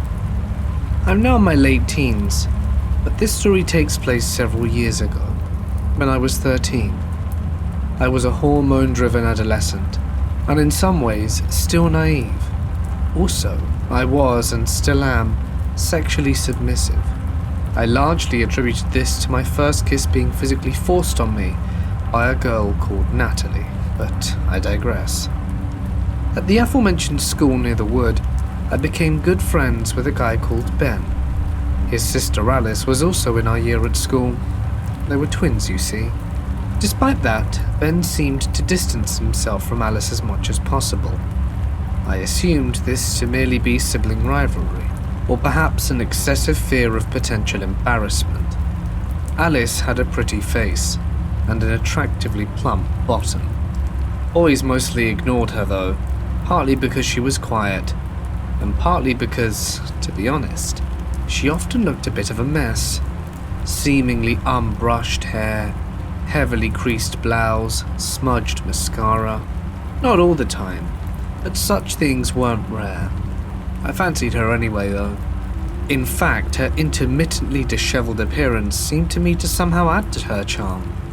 Her brother Ben noticed the frequency to which I looked at her, and the way that I did so, and told me to stay away from her.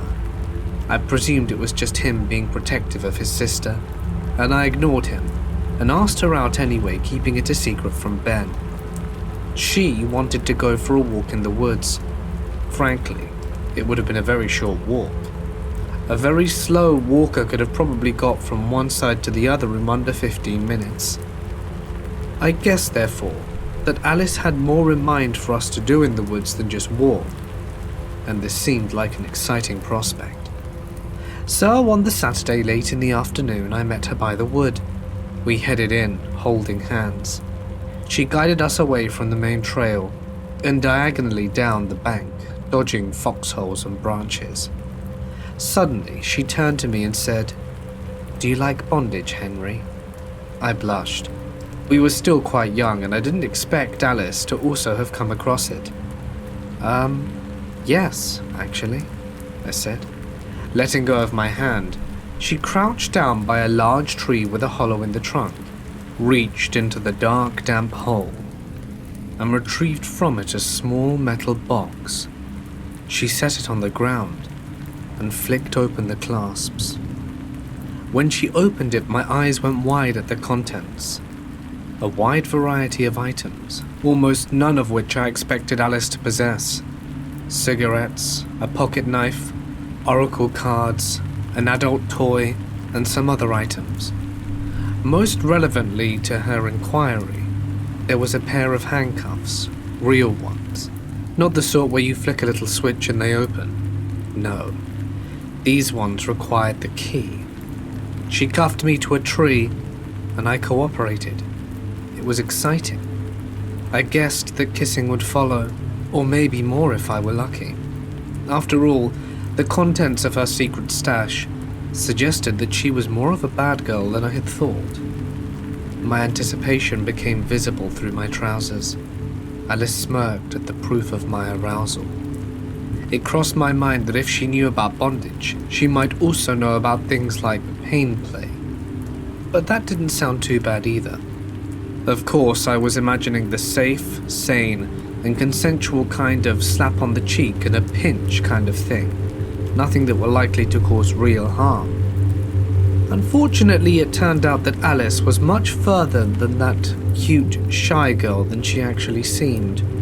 She turned back to the little box. The next item to be taken out was the pocket knife. She unfolded it, made eye contact, and licked along the blade suggestively, and stepped towards me. I was scared now. Was she messing with me? No way she'd use that on me, right?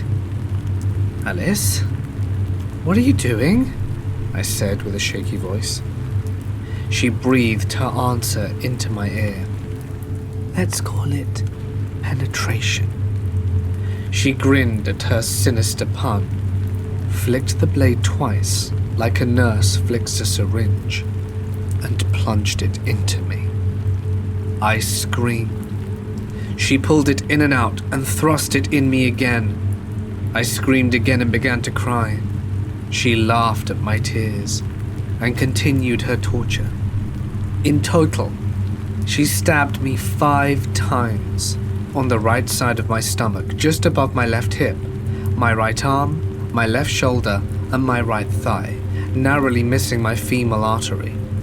If she'd severed that, it's doubtful I would have survived. By either blind luck or divine providence, a young, strong man called Edward was passing the old grassy bridge, heading home from an afternoon of running practice at the athletic track.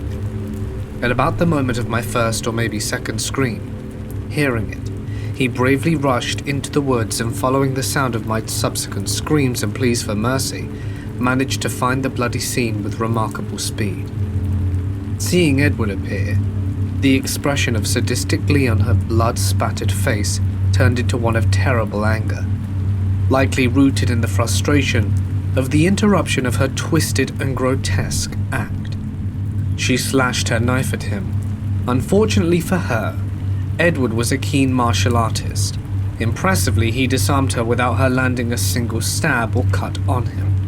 I cannot accurately describe his techniques. I was preoccupied with enduring my excruciating pain. In the end, Alice had a broken arm, and was pinned face down on the ground while Edward called for the ambulance service and police force. I was in hospital for a long time. I needed blood transfusions, and I had lost a dangerous amount of blood. I needed my wounds to be stitched together, antibiotics for infections, and also surgery on my intestines, as the stab to my stomach had lacerated them. With results both life-threatening and also disgusting to a puke-worthy degree.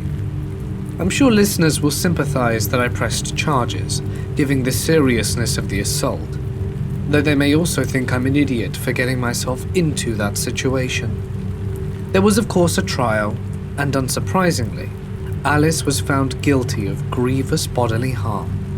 She is now in prison. I believe there was a psychiatric assessment for her, but no diagnosis was made that could have made her innocent by reason of insanity. As I understand it, she was just essentially sexually sadistic, but at the most extreme and violent end of the scale, and lacking the strength of conscience necessary to restrain herself from acting out her darkest fantasies. I'm still friends with Ben, but I don't go into his house because his mother is pissed that I put her daughter in a cage. She seems to vow Alice's sentence as disproportionate retribution for a silly mistake. Ben appears embarrassed that his mother is not more understanding than that. It turns out that Ben knew, or at least strongly suspected, that his sister was dangerous, and he had tried to warn me away. That time, when I thought he was just being protective. Alice had bullied Ben growing up, was apparently rebellious and somewhat hostile when not in public, and watched very extreme sadomasochist adult content. After catching her watching a shock video, Ben had snooped on her browser history, and it was jaw-dropping. Her browser history was actually involved in the trial as evidence, just to prove her fascination with sexualized violence. I learned the hard way not to let people you barely know tie you up. Sadly, women and even girls can be violent too, not just males.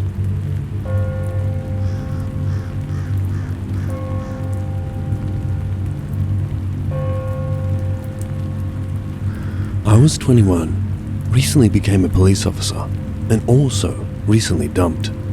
So my friend suggested Tinder. As a 21-year-old and new cop, I had the I'm invincible and I can take on anyone mentality. I matched with a very good-looking, out-of-my-league female. We chatted and eventually set up a date to meet. She said she had a great open field to look at the stars and hang out, and we could meet up at her house. So the night came. I was excited and she seemed to be excited when I picked her up. She guided me to the field, and it looked nice. Open space, woods, deer and other wildlife. In the field, I noticed really dim headlights in the distance. Then, a van started driving towards us and pulled up in front of us almost close enough to block me from going forward. I told her to stay in the car and I'll go say hi. I grabbed my flashlight I had in the car and walked up. In the front driver's side of the van, there was a decently sized man. I asked him what was going on and if he could back his car up a little bit. He was very polite, said he was the owner of the property and said he didn't mean to scare us. He told me he's been having trouble with the poachers on his property and just wanted to make sure we weren't going to be shooting at anything. I assured him we only came out to look at the stars and wildlife. He was perfectly okay with that, told me to have a nice date, and drove away. After that, the girl was texting non-stop. Around an hour later, I saw headlights coming towards us again, and this time at a really fast pace. We hopped in the car and I moved into a defensive position. The same man came close enough to almost hit my car. She hopped out of the car at that point and ran towards the guy. I immediately knew I was in trouble. I got out and gave them commands to back up and get on the ground. Neither of them complied, obviously. He then proceeded to charge me and knock me to the ground. Luckily, I was able to get him on his back and get up. I saw my date grab a metal pipe from the van. She told me they had a gun and to give them my money and truck, and I won't get hurt. Of course, with my I'm invincible mentality, I said no. She started to cry and say they didn't want to hurt me. He then started to go back towards the car. At that point, I told them I was a cop, drew my concealed firearm and told them to lay on the ground. After a moment of shock from all of us, they complied. I was able to call 911, tell them my name and badge number, that I had two at gunpoint and needed backup immediately. I gave our dispatcher the best directions I could to this field, and while on the phone, they both fled. Again, stupid new cop young guy mentality. I chased them. I took off after the man, who ran into the woods around the field. I chased him for maybe 30 seconds and heard 3 loud pops and saw muzzle flash. My I'm invincible mentality went right out the window. I ran like hell back towards my car and peeled the hell out of there. I went back to the area I picked her up in, called dispatch again, and had officers come to the location. Of course, the first officer to pull up were my sergeant and my field training officer. Of course, they were both completely understanding and didn't give me any shit about it at all. The most used words were dumbass and stupid rookie. I hopped in their car and went towards the field. Luckily, the van was still there. I was told to shut my mouth and only come out if they start getting shot at. They cleared the area and started looking in the van. They found meth right in the center console and searched the car. What scared me the most was when my field training officer and sergeant came back to the patrol car, let me out, and told me to come look in the back of the van. Both of them were pale and looked horrified. I went to the back of the van where there were several knives, duct tape, lighter fluid, a decent amount of rifle ammunition, handcuffs, and what looked to be dried blood. In the front seat passenger side, we found an AR-15 style rifle and 2 more handguns. We called for immediate backup and detectives. When they investigated the blood, it turned out it wasn't blood. The plates had been stolen and the van was reported stolen. I still get shit about the whole encounter, but luckily no one got hurt.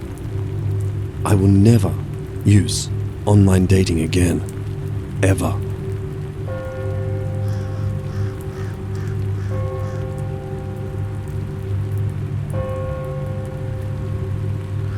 A bit of background.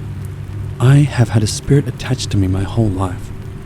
I remember seeing this Polaroid from when I was like 6 years old, and there was a hazy figure standing right next to me.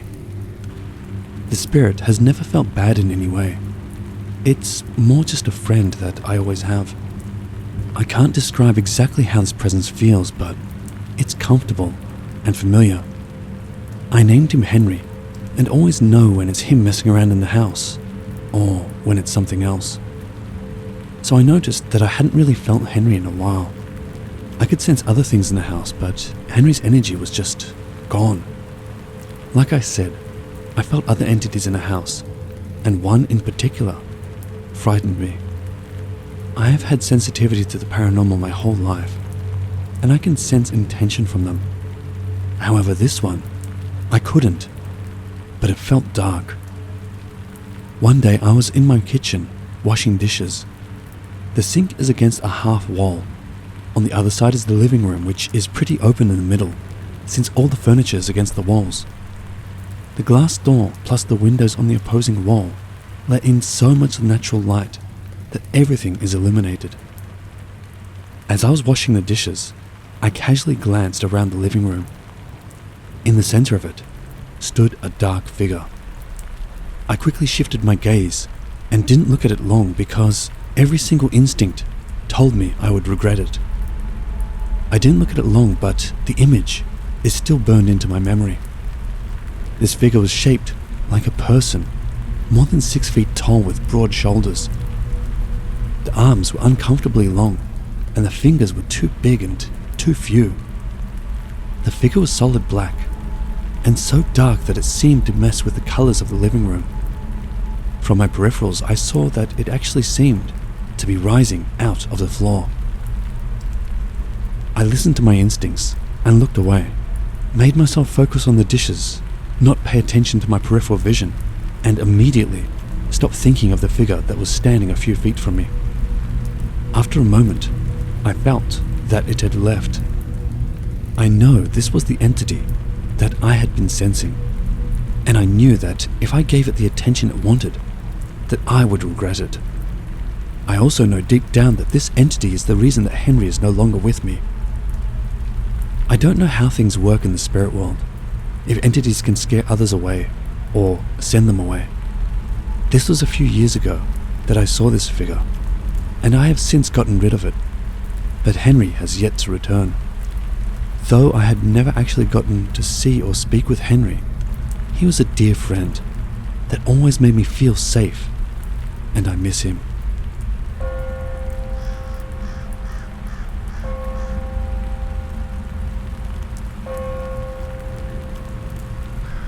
My house has been in my family for decades. A side house from the main farm home that's on the main part of the popcorn farm I live on in southern Michigan. I've always felt watched in my house, even when no one else is at home. And I guess, with this experience, I got a first-hand look at why I felt that way. Back in the winter of my sophomore year of high school in 2018, I had just gotten home from a basketball practice that ran late. I did my normal routine of jumping in the shower and going straight to bed, just because I had school in the morning, even though I was as wide awake as could be. My older brother was at work, and my parents were shopping for Christmas shopping, about 15 to 20 minutes away. I got an overwhelming feeling of dread after I got out of the shower, like something was on the other side of the bathroom door, waiting for me. And when I slung the door open with all my courage, nothing was there. But I only got more anxious, so I ran to my bedroom, just an immediate turn left. I jumped in bed and chalked it up to being my normal anxiety of being home alone, even though I know it felt like more than just that. I got into some boxes and laid back in bed and watched some YouTube on my phone. Something from my favorite storytime animator to lighten my mood and relax me until my parents or brother got home, whichever came first. Relieved, I heard someone walking into the bathroom quickly, like my dad seems to always do when they're gone for a minute. Just happy someone was home, I leaned back in relief. Just to my right was a small bedside table, about a third of the height of my laying down flat on my bed to the top of my door, so I could still see anything above it easily, and about 3 feet wide, so that's about all that was between me and the door. As soon as a knock came, I felt the feeling of dread, stronger than I've ever felt before, immediately knowing something bad was going to happen. The door creaked open, enough for what I thought was my mum to fit half of her small 5'5" figure through. I asked, "Mum?" in a confident tone.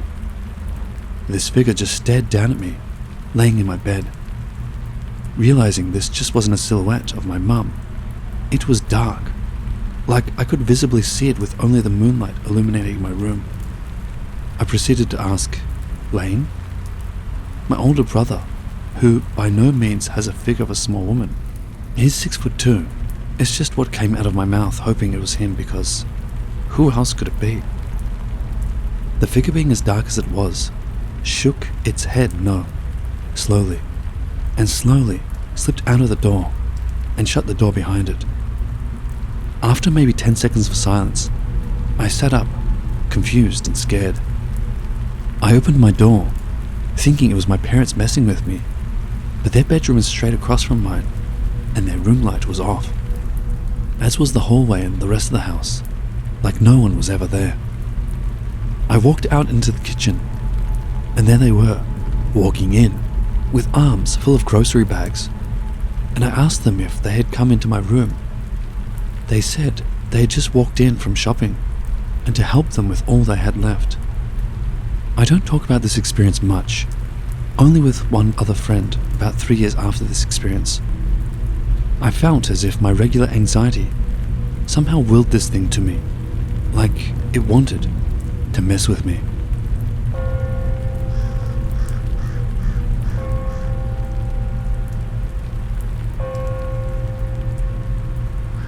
I spend a lot of time alone in the wilderness, always have since I was a very young kid. My mother allowed me to disappear into the woods at the age of 6 after school and in the summer, just as long as I was back by dinner time. My mother is a great parent and even is the one that taught me to catch reptiles and amphibians with my bare hands.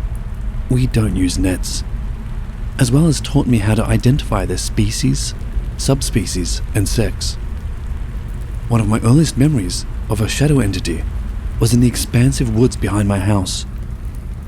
I was deep in the woods when I was maybe 7 or 8, and had, at the time, been trying to tell people in my family about the things I can see.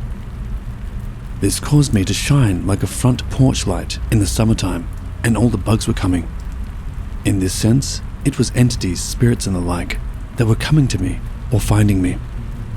I had been deep in the woods, most likely following a game trail or tracking an animal, when I noticed a very large, pure black dog-like creature making its way towards me. It was zigzagging through the trees in my direction. There were no wolves in this part of the country, and I knew what coyotes looked like. Hell, I could track one by prints by this age. This wolf-like creature was massive, and it was pure black, like a shadow you could not see through. I had stopped in my tracks and was watching it get closer until I realized how big it was, and that it was no animal.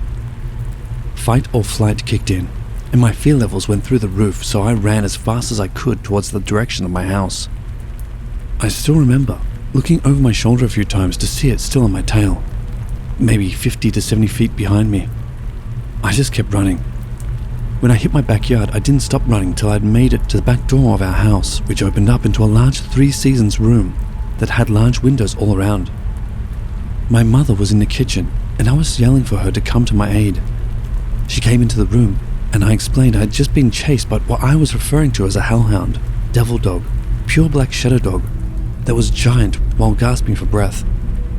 It was then that I looked out the window, and I could see the tree line about 40 yards from the rear of the house.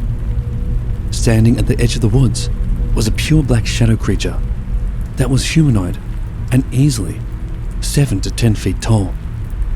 When I say pure black, I mean pure black. Can't see through it, and was the absence of all light. I stood there, and I knew it could see me, and it knew I could see it. I remember telling my mother to look, and as I did, it melted into the forest behind it and was gone.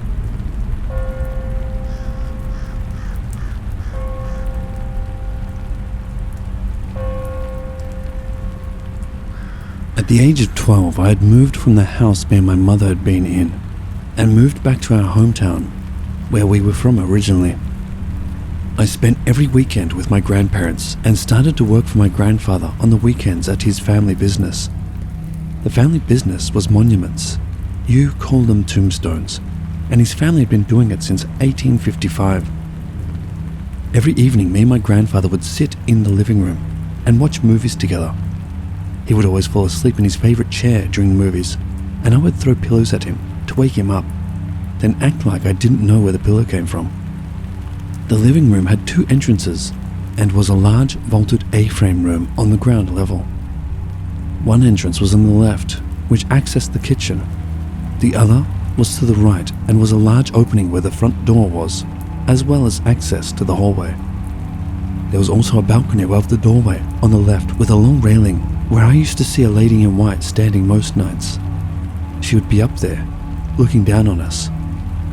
Every night without fail I would see a pure black shadow, maybe 6 feet tall, that would come down the hallway, then disappear behind the dividing wall, which made its way to the kitchen. I saw this for months and tried to tell my grandfather about it a few times, but he didn't believe me. Their house wasn't exactly happy. It had a lot of negative energy in it due to the amount of arguing, fighting, and screaming matches my grandparents would get into. One night, I was the only one in the living room, and it was about 1 a.m. I was trying to stay up all night because the next morning my grandfather was going to drive me to a sleepaway camp in Maine for a portion of my summer. I was on the couch watching TV when I saw the shadow come down the hallway and then stop at the end of the hallway looking directly at me. No eyes, no face, just a tall, living shadow. I stared back at it for a minute, the fear rising in the pit of my stomach. When I blinked, it was then at the entrance to the living room, like my eyes had been a strobe light. When I blinked again, it was in front of the TV, at the foot of the couch I was laying on. I stared at it. I could not see any light from the TV through it. Nothing. As I stared at it, it then rushed straight forward through the couch, lunging at me. I threw my hands up and closed my eyes. Scared shitless, I opened my eyes, and nothing was there. So I sprinted down the hall to my grandmother's bedroom. My running through the door woke her up, and as I closed the door, she asked me what was wrong. I just quickly said nothing, and jumped into the bed and under the covers. A few months later, my grandfather saw the shadow for himself, and it scared the crap out of him too. He named the entity Higgins for some reason. He apologized for never believing me about the things I saw, and believed me from that day forward. It was around this time that the lady in white taught me how to shield myself, as well as rooms and even houses to clear it out, as well as to keep things from coming in.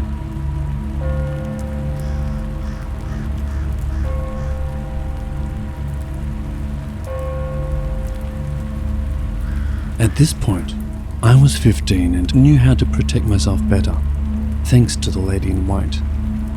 I was dating a girl who lived in a small town adjacent to the one I lived in.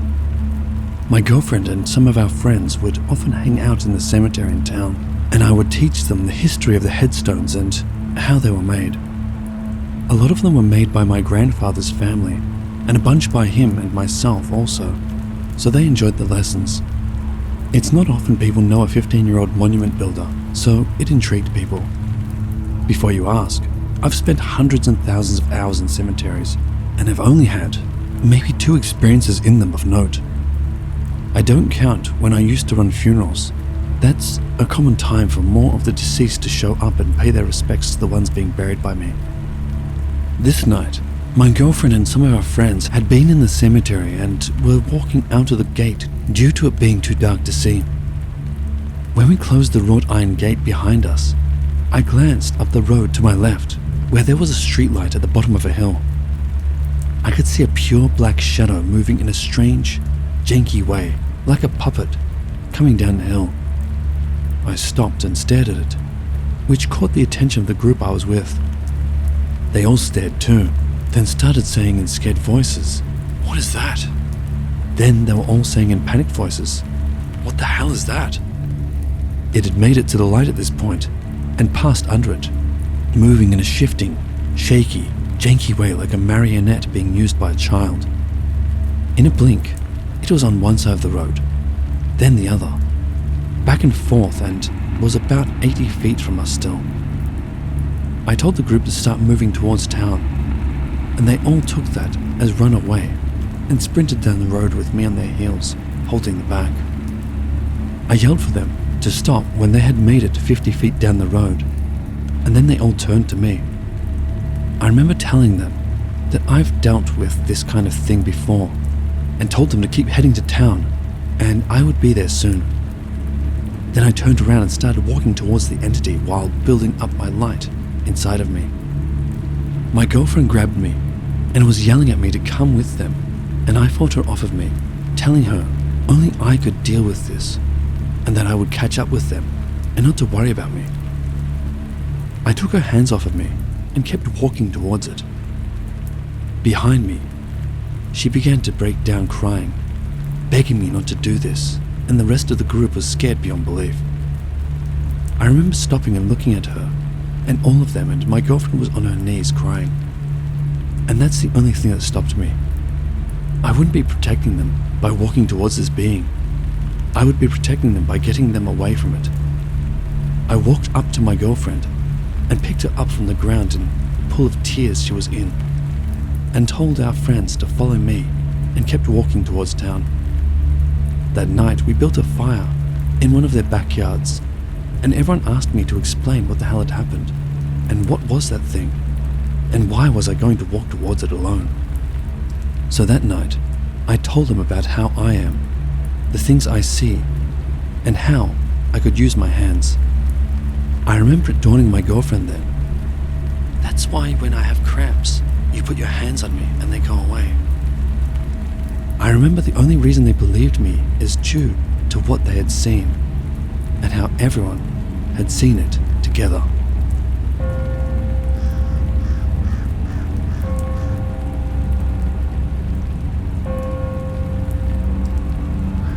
At 25, I moved across the country to a new state. Me and my girlfriend at the time had been living in an apartment together for about 6 months. It was my first time living in a town and not having woods surrounding wherever I lived, and that took getting used to. My girlfriend had been a nurse, and she also knew how I was. I learned to be more open with my friends and girlfriends at that point, due to the strange things happening nearly daily around me. It was better for them to know up front, so that way I wouldn't need to explain myself when strange things happened, or they saw some of the spirits I let follow me around or stay in my home. Only good ones, mind you.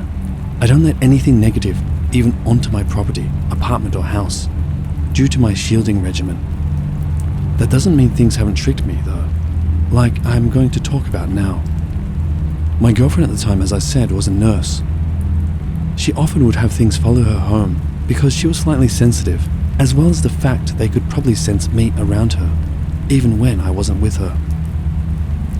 She brought something back one night.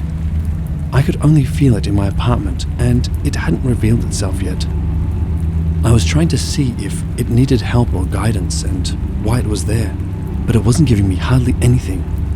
This was something I even told her at the time, and that I was letting it stay until I figured out what it wanted. She worked nights, and I would have the apartment to myself. This night I knew something was off and not right. I'd been rock climbing all day, so I was physically and mentally exhausted. I was in our bedroom, our dog and cat both on the bed waiting for me to get changed and lay down for the night. As I had gotten changed and was about to get into bed, I could feel something watching me from the hallway. The hallway leading to the bedroom was about 10 feet long. I turned and looked down it, and at the end of the hall was a pure black shadow, the same size as the one my grandfather called Higgins, and, just like the rest of them, it radiated pure fear. At least, it tried to impose fear onto me. After only about 5 seconds of staring at each other, it rushed down the hall at lightning speed towards the bedroom, and I slammed a door on it. My bedroom is my most shielded part of where I live, to help things from bothering me while I sleep. Immediately the door began to shake, and the doorknob began to rattle. I grabbed my phone and called my mother. I knew my girlfriend wouldn't answer due to being at work in the hospital. When my mother answered, I told her to be quiet and to listen. She could hear the doorknob rattling and the door shaking. No, I did not take a video. I called my mother and let her listen. Then, had her talk to me for a few minutes while I tried to wake up my mind from the exhaustion of my day, in order to get it clear enough to where I could push this thing out of my apartment using my light. Getting rid of the thing and centering myself is a higher priority than taking a video of a doorknob shaking, just to post it to the internet, only for people to say, "Why didn't you just open the door?" and all of the other things people would say to debunk it. I would much rather just fight the damn thing out of my domicile. After about 5 to 10 minutes on the phone with my mother, and me sitting on the floor grounding and meditating to get my mind clear, I told my mother I was ready, and thanked her for waking me up. I sat on the bed, crisscrossed, closed my eyes, then pictured my light. I picture it as a ball forming in the center of my chest which, as I breathe, spreads to all of my appendages. When it made its way to my hands and feet, I slowed to spread across the bed in my mental image, then flow across the floor, up the walls, and ceiling closed at the ceiling. I then pushed out of my room and into the entity outside my door, covering every inch behind it as I pushed it through my apartment, like a wave of light. Now, it did push back, and I knew it would. That is why centering myself and waking myself up with the phone call came as priority.